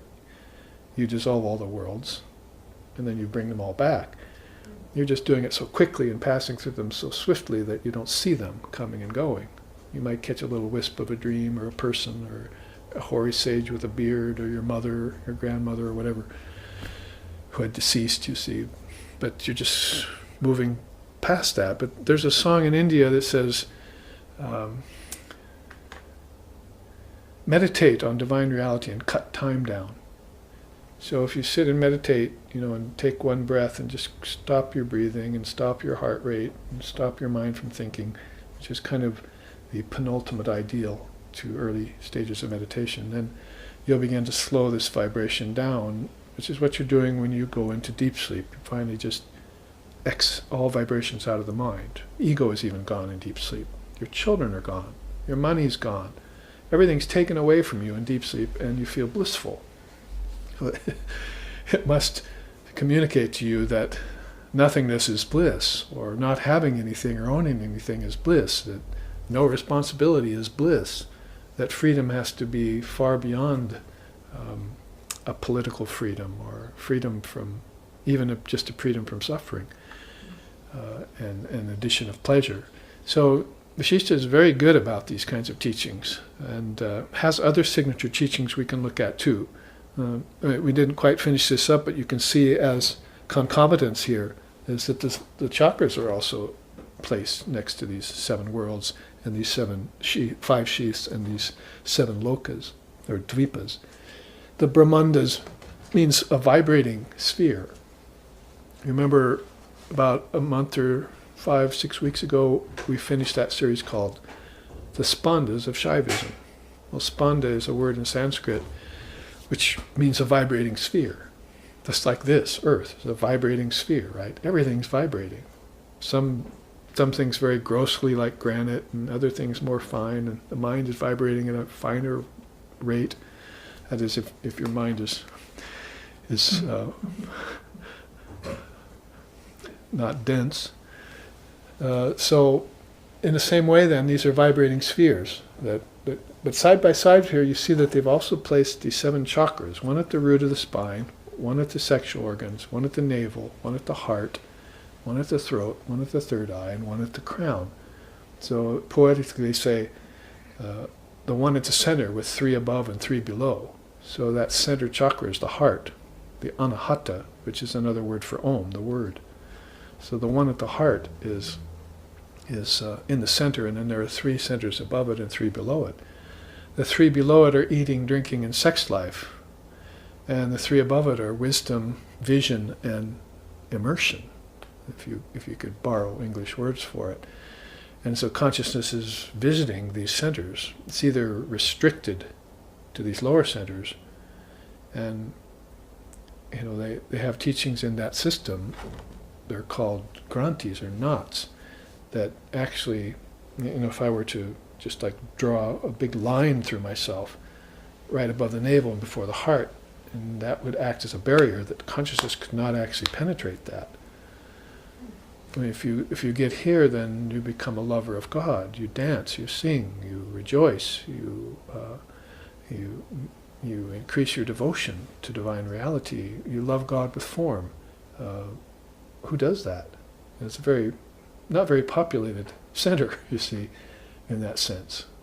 There are a lot of Sufis there, and a lot of Krishna worshippers, and A lot of beings who have come to that, worshippers of Christ and so forth, who are sincere, who've come to that center, and they occupy it. You see, that's kind of their main center. But you would have to penetrate through the ancestor realm.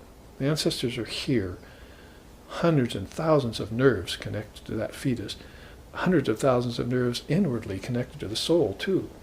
Not just an outward connection to physical nerves, it's an inward connection to nadis.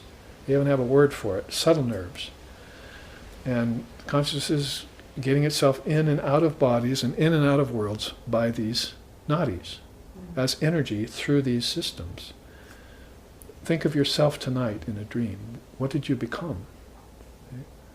Are you a physical body anymore? What did you reduce yourself to? See, didn't you reduce yourself to audibility, tangibility, visibility, flavor, and odor? Isn't that your world? It wasn't earth, air, fire, water, and ether anymore. See, it was tangibility, audibility, visibility, and you weren't hearing, feeling, seeing, tasting, and smelling outward anymore, but you were those five senses inward, right? And you weren't a physical body made of five elements, you were a subtle body. So you reduced yourself in scope. You were no more made of height and width and depth and breadth. You became like an atomic particle, see. And then you worked your way along a nerve channel, you see. Some sort of stream of consciousness, you worked your way. And then you came back out and you exploded it all again, you see, and you came out, and now I'm in the body, I'm in the world with the sun, the air, and lungs and everything. So you're constantly doing this, expanding and contracting. Consciousness is going through this apparent movement without even knowing itself, or knowing that it's doing it, or who's doing it. See? So this is kind of the premise upon which Lord Vasishtha would approach you if you were an aspirant, if you were a seeker. Now with Ram, this is a masterful soul. Vasishtha can't even compare to Ram. See, Ram's an avatar. Vasishtha is a mind-born son. There's a difference there. Ram's you can't even call him fully enlightened. He's God in human form. So Vasishtha has this maybe somewhat unenviable task of, trying to teach somebody who's vaster than he is. But the avatar is in a state right now as this teenager where he's not awakened to his full potential yet, and that's on purpose. See? And it's a very good template for us to look at. We've all masked ourselves on purpose. We're all playing games of masks with ourselves. If we wanted to awaken ourselves and be free, we would. And there would be no one to stop us. You could get enlightenment in this lifetime. You would just have to strip away those veils that you yourself placed in front of yourself. That God didn't put him there, devil didn't put him there, no ancestor put him there. You see, you yourself put him there. And so you're playing a game of masks with yourself. Well, the avatar is doing that on an immense scale. See, it's taking the whole cosmic consciousness, the whole collective consciousness. That means the consciousness of the gods, who are in the millions in number, the consciousness of the ancestors and the celestials, and the consciousness of humanity on earth, and he's playing a game of wake-up in front of all of them. See?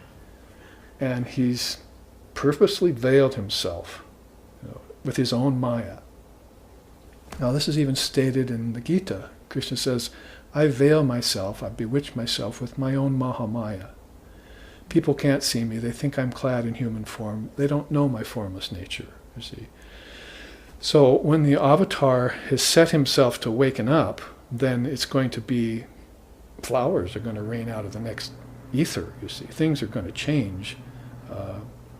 Imagine how much the earth has changed since 1836, when Ramakrishna came. If you looked at science and technology and society and mathematics and arts and sciences, you say, wow, a great soul like that, even in the Kali Yuga here, this dense time that we're in, where we've lost most of our recognition of who we are, shook the three worlds when he was born. And that's what happens when a great soul like that shakes the three worlds. And it shakes us just like an earthquake would do if we had it right now. Have you ever been in an earthquake? All of a sudden you're helpless, right? And you don't know what's going to happen. Well, this is a spiritual earthquake you're talking about, this soul, like this huge steamliner that's going across this vast ocean of humanity and picking up souls who are ready to get themselves up and out of birth and rebirth and death, you see. They want themselves up and out of that process, and this is no joke to them. They want to wake up from the dream that they themselves have put them in. And Maya, this principle that we also owe a great deal to Vasishtha for outlining, they used to think Maya was just illusion. But Vivekananda came in 1893 and says, no, that's not a good definition for the word. Name, form, time, space, and causation is a good definition for Maya. Anytime there's name, form, time, space, and causation, then you know Maya is operating. It's in full swing. And you know it's even in further full swing when everyone believes in it. Now, in my own case, I was unhappy in high school, grade school, high school. I didn't believe in anything society was doing. And I was depressed in high school. And it wasn't until I found that an Indian rishi had coined a term called Maya that I woke up from that.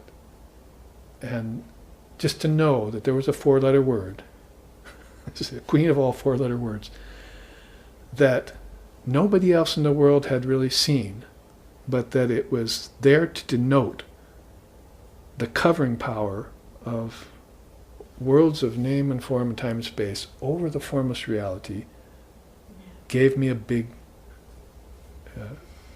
breath of relief, you see. A spiritual breath of heights I got. And then I was all about on the trail, like Sherlock Holmes, you see. And I was on the trail of getting through Maya. I wanted to pierce through it, because I knew it existed. But nobody sees it, right? And it's not sentient either. It's not like an incarnate devil out to get you. It's the covering power. That's how they describe it. It's the veiling power. It's the distorting power. But what you need is the revelatory power. You need to get it revealed, see? Now, science was working with the revealing power when it split the atom. But it didn't know it was working with the revelatory power. And so the thing went sour on them, right? Now it's being used for, not for benign purposes, but it threatens to undermine the whole civilizations. So if you were to split a particle of Maya inside of your brain and open up this huge implosion, then you would have, as a result, a great sage like Vasishtha. He's there on the scenes, fully awake to everything that's happening, not only in King Dasaratha's palace, not only on the earth at the time of the Treta Yuga, but in all these realms, at all these centers, he's fully awake. He's awakened to visions at his third eye and courting the crown chakra all the time. Shri Ramakrishna used to say, when Mother awakened me up to the higher chakras, I ran a boat race between these 3 centers. That's how he put it. I ran a boat race, see. So he never knew where Mother was going to put his consciousness, in what state. And if he put it here, he was gone in Nirvikalpa Samadhi, and only she could bring him back. And when he came down here, he said, there I was comfortable, that's the drawing room of God. He used to say, the rich man has a certain room he hides in his mansion. And if you really want to find the rich man, you'll go there and knock on his parlor door. That's the heart chakra to Sri Ramakrishna. He says, here I can eat, drink, and be merry with the devotees of God. That's how he put it. So he said, consciousness would come down that far and no lower. Below there was eating, drinking, and sex life and ignorance. So right in between there, and that's why this dotted line is here, is just called Vishnu Granthi. There's a Brahma Granthi at the base of the spine. It's called a knot that people can't get out of animalism. People can't get out of animalism. You know, when animals act like animals, no big deal. But when people act like animals, you know something's wrong, right? So that's called animalism. They haven't awakened to their higher nature, and they're not going to. This is what he's telling, Lord Brahma's telling Vasishtha, right? Those people you got to be careful of. You don't strew pearls amongst them, and you don't go try and help them. They're vindictive. They're against you. They'll crucify you. They'll poison you. See? They're against you, and if you want to take up the Gita and take up that chapter, it's the division between the divine and the demoniacal, it's called, and Krishna outlines it very carefully, the difference between a demoniacal soul and a divine soul. Now the demoniacal soul has the Atman in it, just the same as the divine does. That's the beauty of Vedanta, that evil is not real, that suffering is not real, and good is not real either.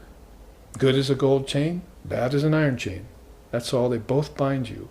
And until you work your way above good and evil, you'll not have the kind of realization that Vasishtha is all the time having. See, you'll be asleep to it. That's the good way of putting it. You'll just be asleep to it. But when you waken up that energy, you'll pierce through that lower, that Brahma Granthi, and you'll next encounter the realm of your ancestors, and you'll be very hard time piercing through that. It's called Vishnu Granthi. And if you do, you're not going to be born again. They say if you penetrate through that Vishnu Granthi and reach the heart, it's your last birth. You don't take a human birth again. Why would you? You're awakened to all the beauties of the kingdoms of heaven within you. Everything from there on up just goes to the light. Infused with light, evil's not in the picture, suffering's not in the picture, see. But God with form is still in the picture, you see. And God with form is beginning to disappear too, you see, as you reach this center. See. If thine eye be single, you shall know the truth. So if you reach this center, you might as well say goodbye to Jesus and Buddha and so forth. That's why the Buddhists sometimes joke, if you see Buddha on the road, kill him. Because that's his physical form. That's not him. He's Maya, you see. You want to go beyond form if you're a true seeker of Allah or Almighty Father or Brahman or Buddha nature. You're going to want to penetrate through that last Granthi, and that's right there. You see, it's called the Rudra Granthi.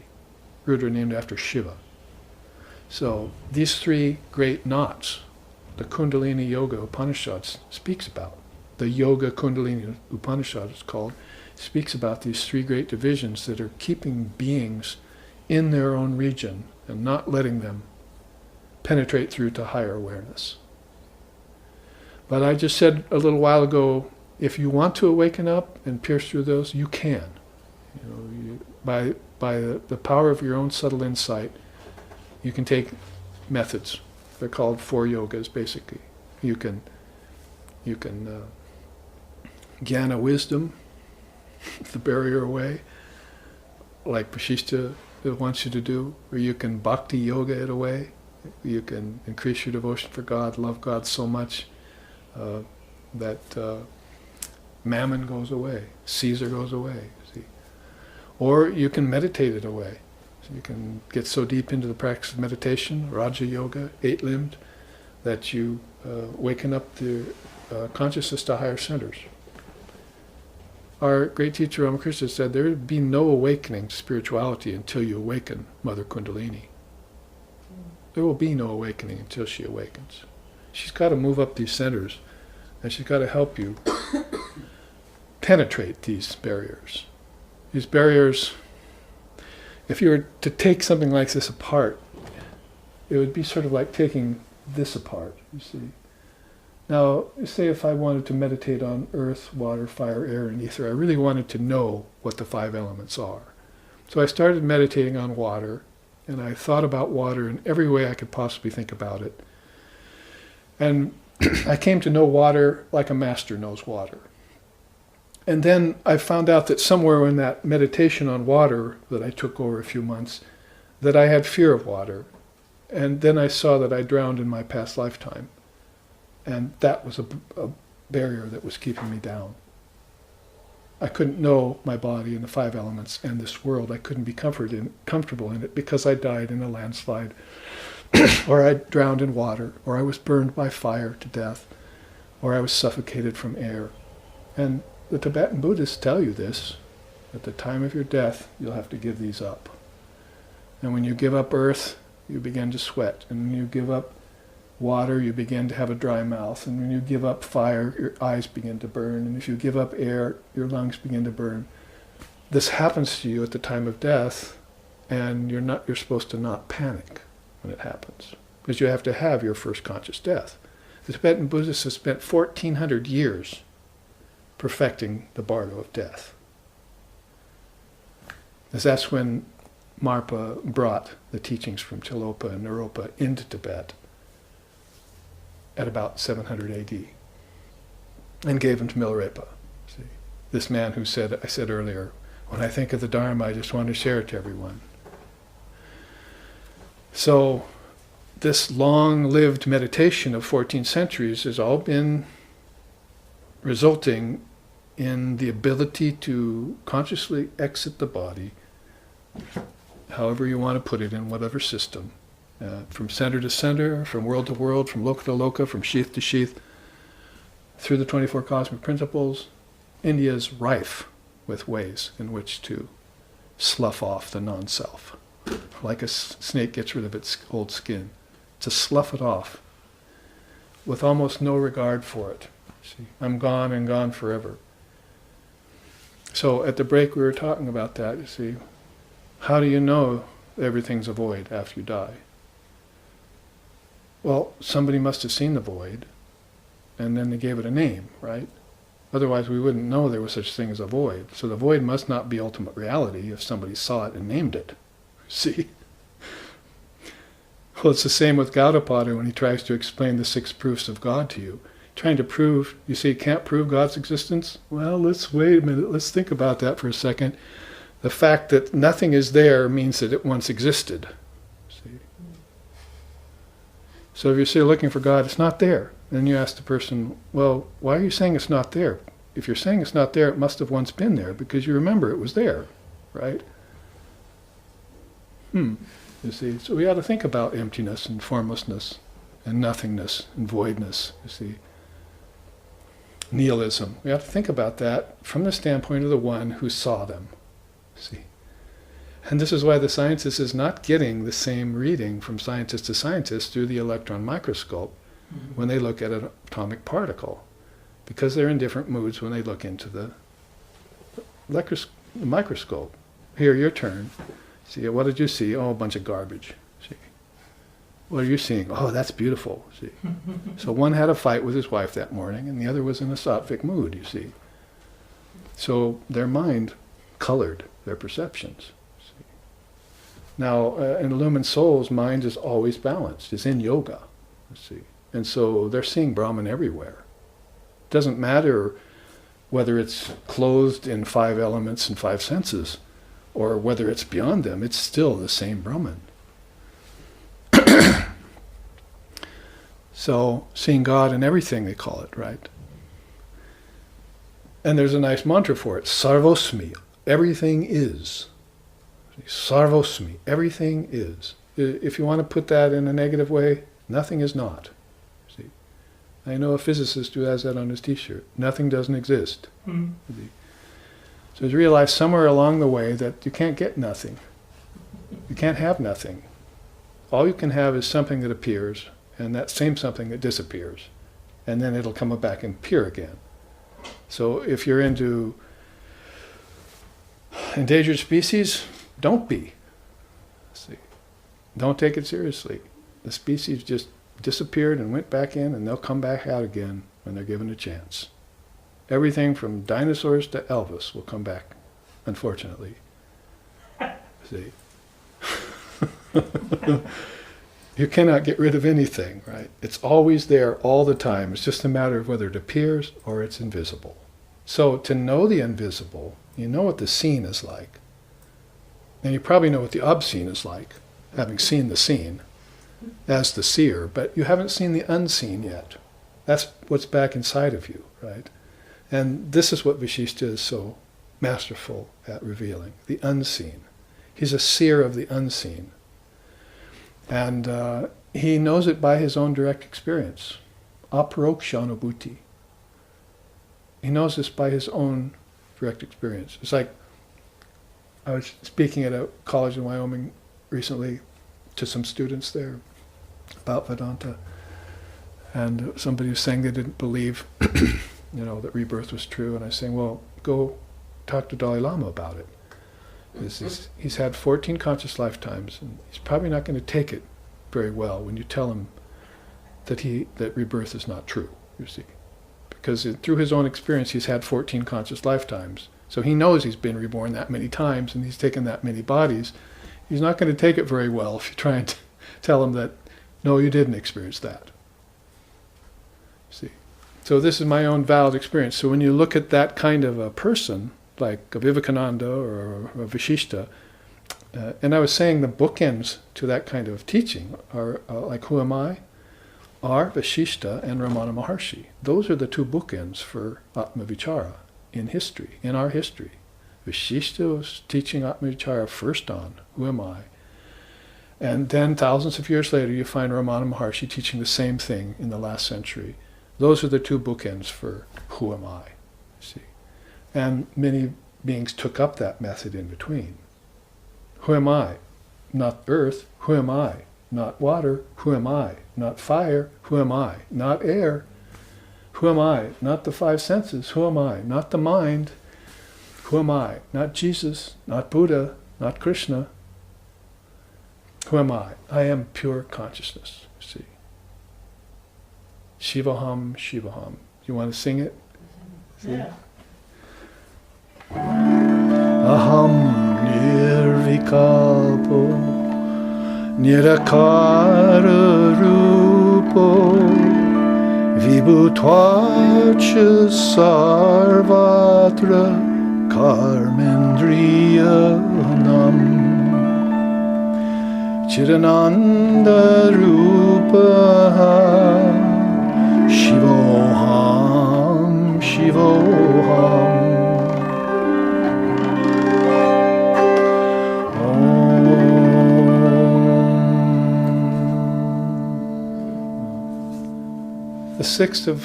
Half of the sixth verses on Nirvana by Shankara. See? So, I'm Shiva, I am that absolute reality. There can be none other.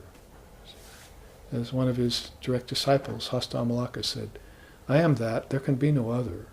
See? I'm not just a spark off the fire of Brahman. I am the fire of Brahman. See? That's the difference between a non-dualistic realization, a qualified non-dualistic realization and a non-dualistic realization.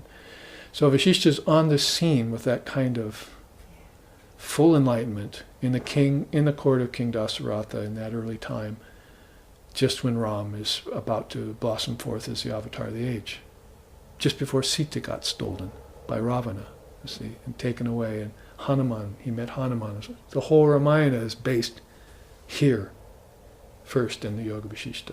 The whole Ramayana. See. This is the early part of Ramayana. Just like if you take the Bhagavad Gita of Sri Krishna and you're left with all these questions, well, why did Krishna tell Arjuna to go to war when you're supposed to have non-violence? You see all these questions come out. Oh, well, wait a minute, the Krishna, that's like, bright cut out of the Mahabharata. That's like 18 chapters of the Mahabharata. See? So you have to go back into the Mahabharata to find out how the Gita is couched in that whole historical period. And you'll find out that Krishna tried to mediate between the Pandavas and the Kaurava clan for years to try and get them not to go to war. And he couldn't keep them from going to war. So then when it came to war, are you going to be a coward, Arjuna? Go and kill your enemies. See? So yes, ahimsa as far as possible, but then are you going to let the evil win the day by being weak, you see, by not standing up?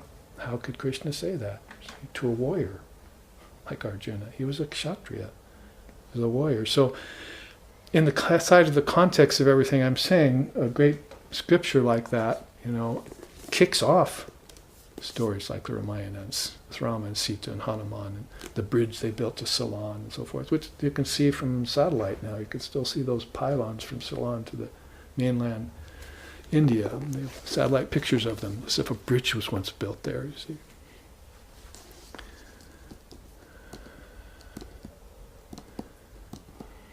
So, when Vasishtha is on the scene like that, then he teaches something like this. He has to give beings who are not in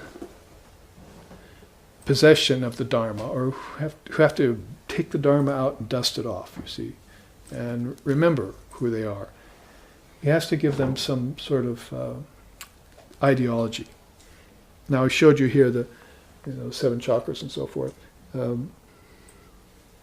Maybe it might be good to show you this by English. Here at the lowest center, those with sinful karmas gravitate to the 7 lower worlds as asuras, eventually gaining a chance for the physical birth again. So they will go to these 7 lower hells. That's what this, you see. That's their fruit of their karma.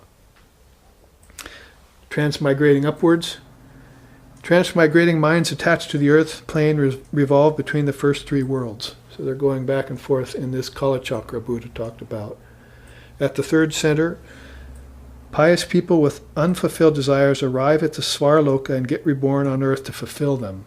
So you have people here that are on earth that are good people. So it also shows that they made it to a higher heaven, but that they didn't make it through beyond heaven, and they had to come back to earth as good people, basically. Good, pious people. However, very interesting here, right at the Anahata chakra, the heart chakra, it says, beings possessed of love, non-violence, equanimity, and virtue rise easily to the higher causal realms, transcending rebirth in the physical, astral, and celestial worlds. So physical, astral, and celestial worlds get transcended when you develop those qualities in you. Non-violence, in thought, word, and deed, see, and compassion for others' sufferings, equanimity of mind, very, very important, like a yogi keeps the same state of mind all the time, no matter what happens. Several 100,000 people can die in a tidal wave. Several 100,000 bubbles just dissolve back into the ocean of consciousness, he says. And they'll reform again if they want to. See? He has that kind of equanimity in the face of anything that happens in phenomena, precisely because phenomena is phenomena. It's not real. The beings appeared to die, but they didn't. Their bodies did. See? They didn't. So when he wants to explain that kind of eternity, then he'll go, well, we didn't finish that. If you want to go to the highest, those souls nearly free of all desire for the realms of embodiment go quickly to the higher worlds, there to merge with Brahman in due time. And illumined souls transcend the Brahmaloka and merge with Brahman. So even beyond this chart, if we were to draw it up into the sky and fill in those beings who are Videha Muktis and Jivan Muktis, who transcend the worlds of name and form and merge themselves in Brahman, Shankara says, like a hailstone falling in an ocean. A beautiful sloka in the Vivekajamani, he says, my mind, no wait, he starts it out different, he says, that blissful ocean of Brahman, replete with the nectar-like swell of the Atman, into which my mind plunged like a hailstone falling into an ocean and became completely merged there. Beautiful sloka, poetic and philosophical combined, to describe this soul who will dissolve themselves, rid themselves of everything, all worlds, all vestiges of form, and posit themselves directly into the ocean of Brahman, like a salt doll walking in an ocean. That's how Shri Ramakrishna used to describe himself. Mm-hmm. What was your Nirvikalpa Samadhi like? He would go, oh, it's... Mm-hmm. And he's gone. So he even thought about it, he would go into it, because it was so intoxicating and so impossible to resist going into it for him. See? But finally one day he said, well, it's like a salt doll walked in an ocean to try and measure the depths. I saw God and I wanted to know what it was. And I got into God and I dissolved there, and there was no one left to come back to explain it. See? That's why God is indescribable. See? So he's at least able to tell us that much. Now, this chart I wanted to get around to here, I'm calling these like the target charts, right? So aim your, that's why I started out chanting Dhanurga Hitva Upanishad Mahastram, you see. You take the bow of the Upanishads, fasten it to the mind, the arrow to the mind, and release and penetrate the mark. So these are the target charts. Well, here's kind of a target chart itself here, another one. And we see here that Vasishtha is presenting this story to Ram by talking about Ikshvaku. Ikshvaku was one of the solar line. That is, you've got Lord Brahma and you've got the 10 mind-born sons, and Swayambhu Mana was this great grandfather of the solar line, and Ikshvaku was one of his great-great-grandsons. So this is a sun line. When they say solar line, I mean ancestors to humans, you might say. It's the only way to explain it. These are ancestors of humans. And this is why particularly we don't believe in evolution as the only way, as if we were once a monkey or an ape or something, and then climbed out of the slime as a paramecium and eventually developed into a human being, and all inside a few hundred, few thousand years. No. We have a whole heritage back inside of us in these kings of heaven that are beyond the physical realm of divine ancestors. And these beings preclude and are anterior to the worlds of name and form in time and space. So Swayambhu Vamana would be one of our great-great-great-grandfathers of the solar line who exists in Brahmaloka, much higher, deeper level, much subtler level. If you had a vision of Swayambhu Manu, you would be blinded by the light that was there, the light of intelligence. So Ikshvaku has a question. He's one of his great-great-great-grandsires. Swayambhu Vamana is long past, you see, from the earth. He's taken up his position again in this higher realm. So Ikshvaku goes to Swayambhu Vamana in darshan. He goes inside. He says, where you want to find these great beings, you go inside to find them. Where else? You're going to find Jesus walking around again out here? Not for 2,000 years, evidently. So you go inside to find them, you see, and you have darshan with them. It's the word in Sanskrit. Darshan means communion with another soul, and on a divine level. So Ikshvaku goes into darshan with Swayambhu Vamana and asks, whence rose this universe? Because he's a knower of the Dharma, but he's also having some real doubts as to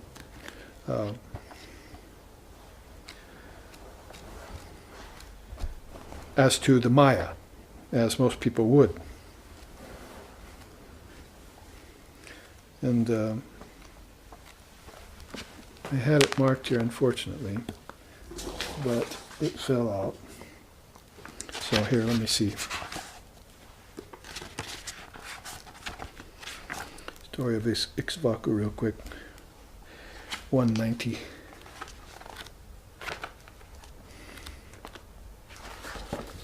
Because I wanted to give you, like I said, some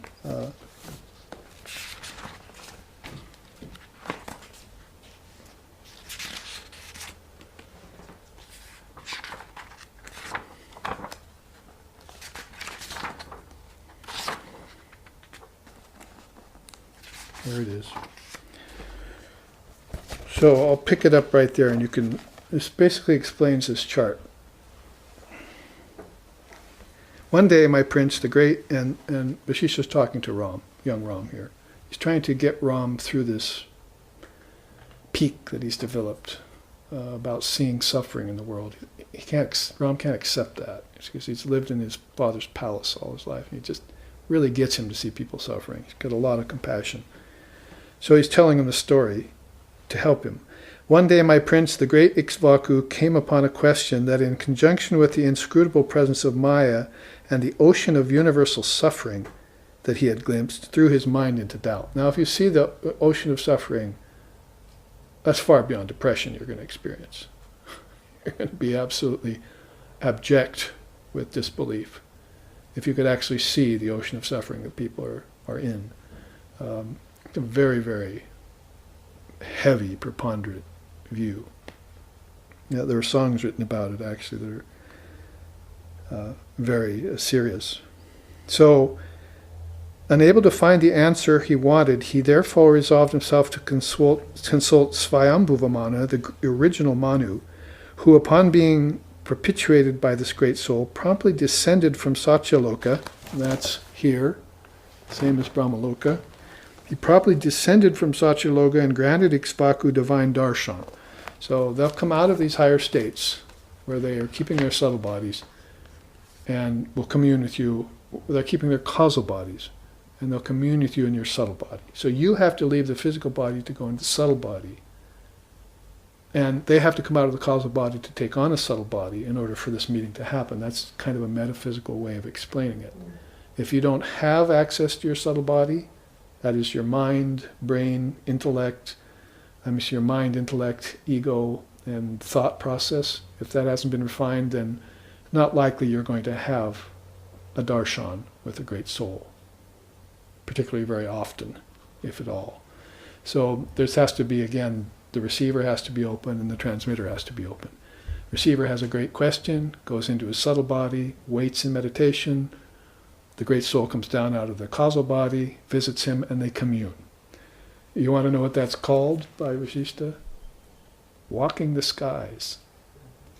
Walking the skies. Isn't that a nice statement back thousands of years BC? We will walk the skies. Vivekananda had another statement. More recently he said, we will crush the stars to atoms. We will unhinge the universe. Don't you know who we are? We are the children of God. So, to crush stars to atoms and unhinge the universe means you're taking the physical away, and when you do that, you move inward to the source of the physical. What is the source of the physical? The mind. The mind only schools. So what Vasishtha is there to tell people who will listen. That's what Lord Brahma sent him down to do, is to let them know that they're living in their own mind. Basically, you're living in your own mind. Right now we're living in a collective mind of 7 billion people, and that's a lot of power. See? Look what it's done. Look what the human mind has done, both for benefit and for horror, you see. It's got a lot of power. You put them together. It's called the collective mind, right? Okay, fine. What about individual karma and collective karma? That's a nightmare, you see, if you put it in the ocean of suffering context. So anyway, to give you some context of that. So he comes out of Satyaloka and granted Ikshvaku divine darshana. After worshipping this sacred personage, the sage king posed his question for Manu's consideration. Revered Sir, he said, I know that you will always and ever deign to advise me for my highest good. Therefore I have come to consult you about the nature of the universe appearing here before and around us. From where has it come, and what is its origin? What is its cause, and how long is its duration? Whence came this universe? It's up here. Ikshvaku asked Swayambhuva, whence came this universe? And that's the direct question he posits to this great head of the solar line, the first of the 10 Manus that came out of Lord Brahma's great mind. This is an excellent question, answered Swayambhuva, for the acquisition of their answers will destroy Maya for all time. Actually, like a fantastic city of celestial beings imagined in the clouds, this universe of name and form and time and space does not truly exist. Not in the sense of absolute existence. That is, when these changing realms and all that lies within them dissolve in time, and even time is lost track of, in endless infinity, all that remains is Atman, the radiant reality, shining ever in the translucent light of its own pure and immutable consciousness. It is the subtlemost of all akashas which come out of it, like Buddhakasha, Pranakasha, Chidakasha, and so forth. All of these come out of that light.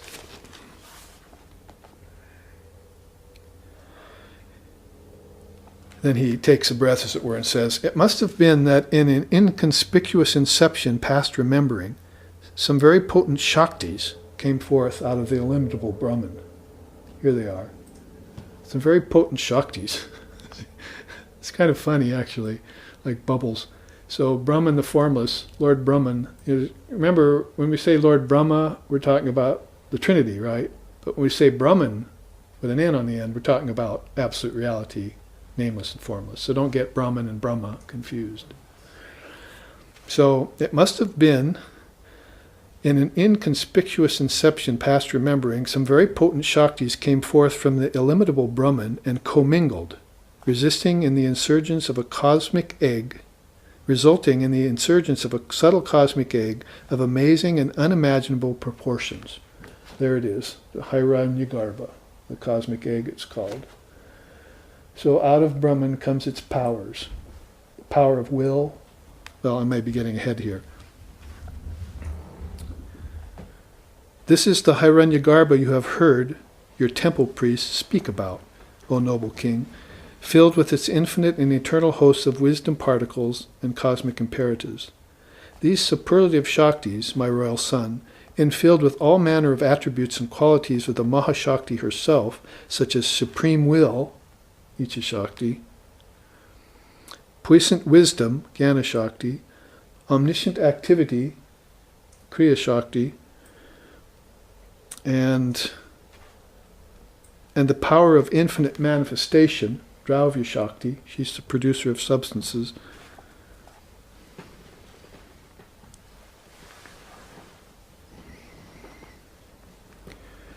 were aptly suited for the task at hand. They all personified forces smacking of primal and archetypal proportions. Some evinced Shiva, Mahadeva, and the potency of his chief hosts, while others reflect Indra and the qualities of his Devaloka. They were overwhelming in number and indefatigably virile in nature. With such of these at work, O king, you can imagine how omnifarious and full of voluminous potential this cosmic egg is.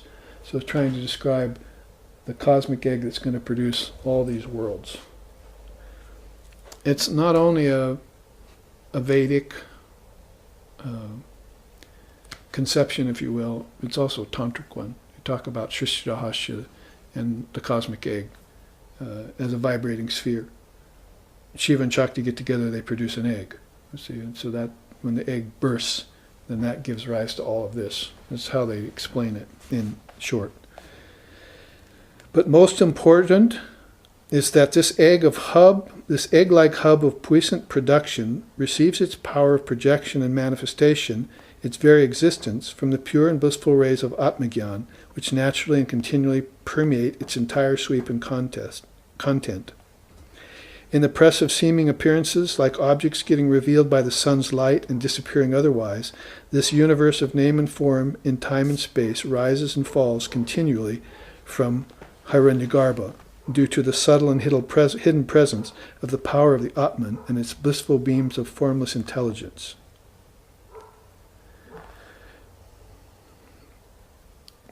And then Ikshvaku asks, where is this Maya and this suffering, this ignorance come from in this? It sounds all blissful, you know. These potent Shaktis creating this beautiful egg with all these beautiful things, you see. Where does this suffering come from, he says. I'm jumping here a little bit, condensing. Precisely nowhere, came form the surprising answer. How can the darkness of ignorance exist in the sunlight of Jnana wisdom? Can darkness lay upon light? Causal souls in the Satyaloka where I preside, he's talking about his world, and the souls that reside there, are continually and with great awe and delight gazing upon that vast and timeless ocean called Brahman, through the thin veneer of our enlightened causal bodies. Conversely, all souls here in the Burloka, where he's visiting Ikshvaku, where you preside, are ever infatuated with the solid worlds of matter. So, in his realm, he's looking at the ocean of Brahman. Down here, we're looking at matter. You see, that's basically what he's saying. And wherever you're looking, wherever your gaze is fixed, that you are. You see. Here, on earth, blinded as they are by Mayic appearances, They think that the disappearance of bodies composed of matter before their limited sense organs supposes death and non-existence. But acceptance of the illusion of death is the deepest and darkest of all hells. Who else said that more recently? Patanjali, the father of yoga, probably around 140 AD. He said that the deepest and darkest of all hells was the belief in death. Imagine that. That death is an outright illusion, and you're not being taught that for hundreds and thousands of years.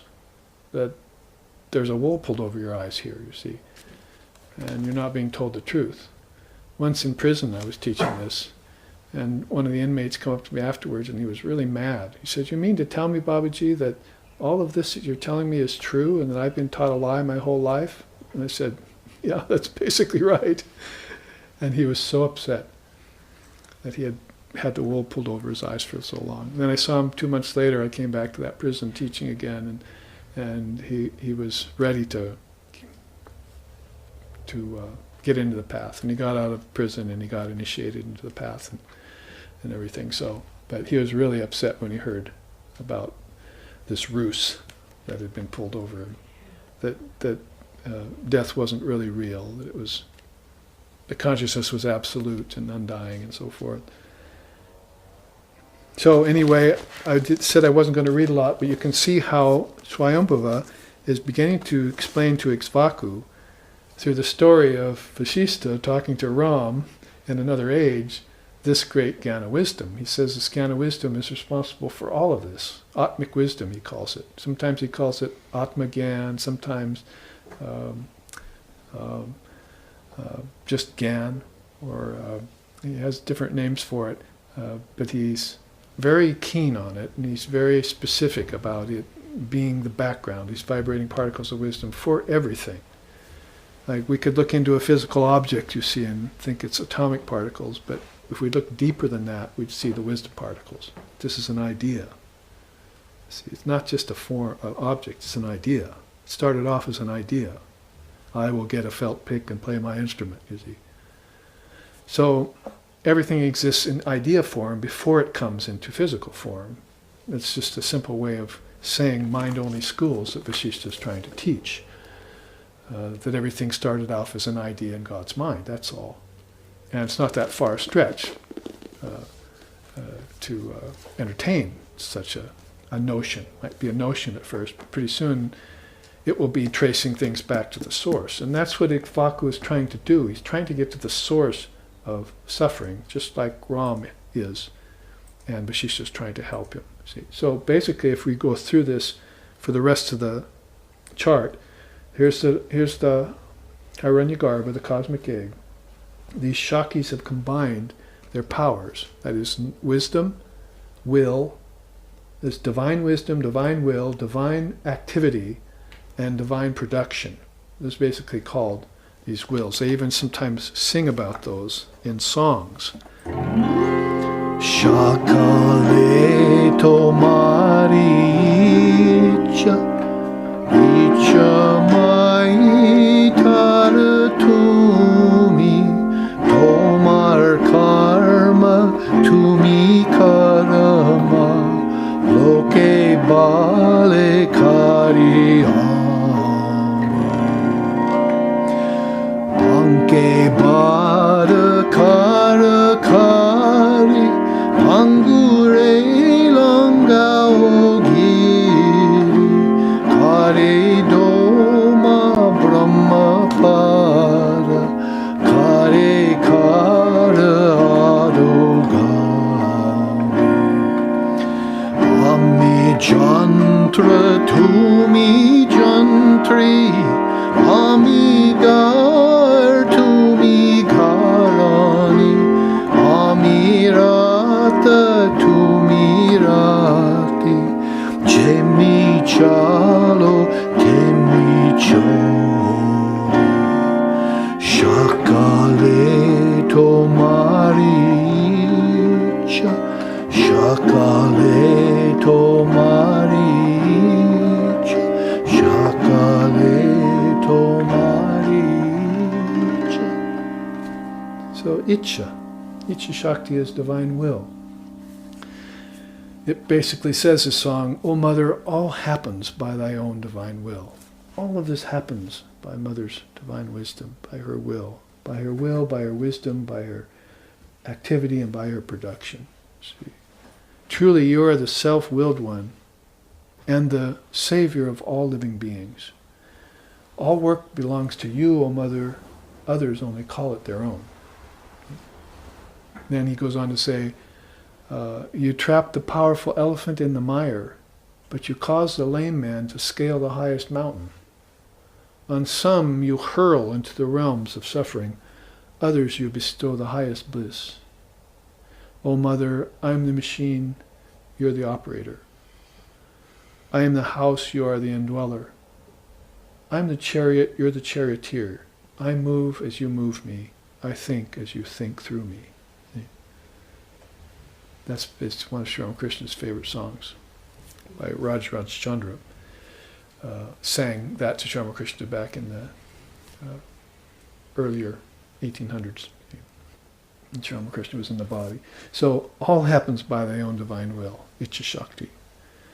So this is this Atmagyan, this divine intelligence, that much precludes and is far, far before any conception of a physical world and its suffering could possibly insinuate itself upon. You see, you're talking about something that's the result of ignorance, people's ignorance.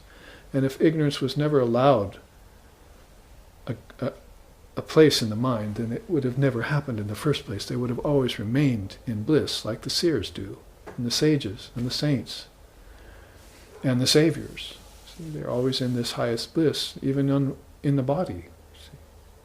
They say, oh, Christ was on the cross, right? Oh Lord, why have you forsaken me? So people say, he lost his faith in the end. He said, well, oh Lord, why have you forsaken me? But they didn't know that there was one of the hymns in the Jewish synagogues of the day called, O Lord, why have you forsaken me? See? He was singing a song on the cross. See? Because he knew he was birthless, he knew he was deathless, and he knew his little play on earth was over.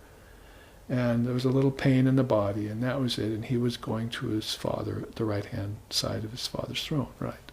The kings of heaven within. He was going there because he was always there. He never really left there. His body was just a projection down on earth. His true self was immovable, stable, ever free, never bound, timeless, deathless, fearless, boundless. See?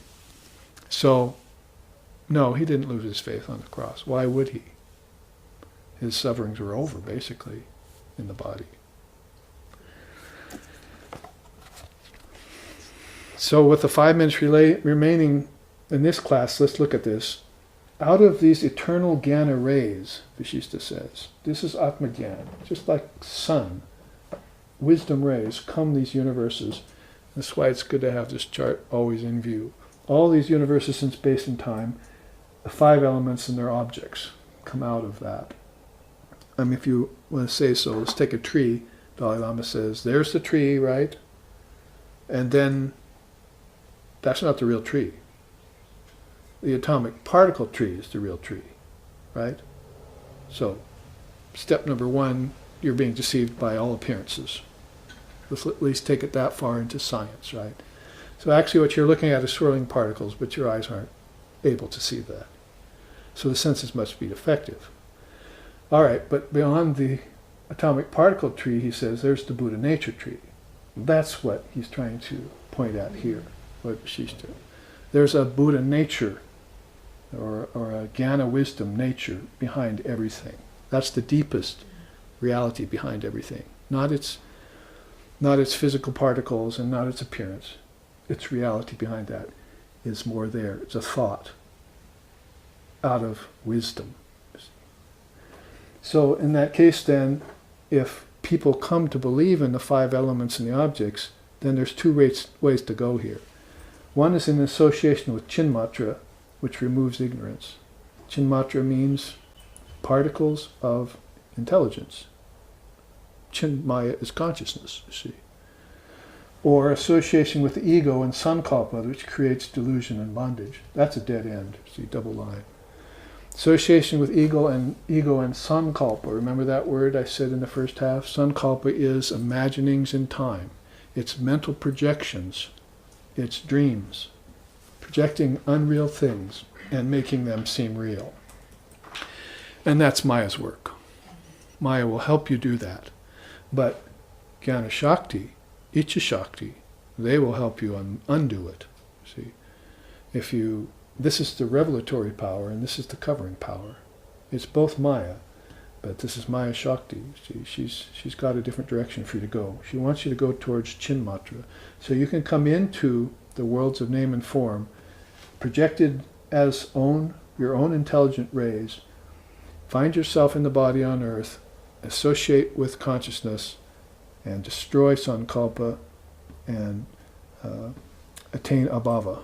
See, basically is what Vasishtha is saying in this chart, which we don't have a lot of time to flesh out right now, but you can see there, if you associate with the ego and just go on dreaming, then that's these three lower levels, right? All the time. 3 lower chakras, 3 lower worlds, three lower sheaths. You always imagine yourself to be that. Dream yourself to be that. But if you associate here on earth with your intelligent consciousness and remove your ignorance here that has a tendency to collect in your mind, you can destroy the tendency of sankalpa. You're not a dreamer anymore. Oh, dreamer, awake, you must, you must. Now I'm wide awake. My eye has been open, my third eye. I am wide awake, I'm wide open, and I see everything here as wisdom rays. See? All objects, they are neither appearances nor are they just atomic particles changing at a billionth of a second. They're my own wisdom coming from my own mind. And when you get 7 billion minds together, it's going to be very difficult to see through that, because 600,999,000 of them are probably believing this to be real. They're believing very much in the fact that objects are real, and many of those haven't even shifted to the atomic particle being the reality. They're entertaining science, right? So science is a friend to us to a certain point, more than theology is probably. But beyond that point, we're going to have to part ways with science. Say, no, there's a whole inner science that you're not looking at. Science of your ancestors, science of the celestials, science of the gods and goddesses, science of the Trinity, and science of the 10 great souls born out of the Trinity, and also a foundational substratum called Brahman that underlies everything. Welcome to the world of Lord Vasishtha.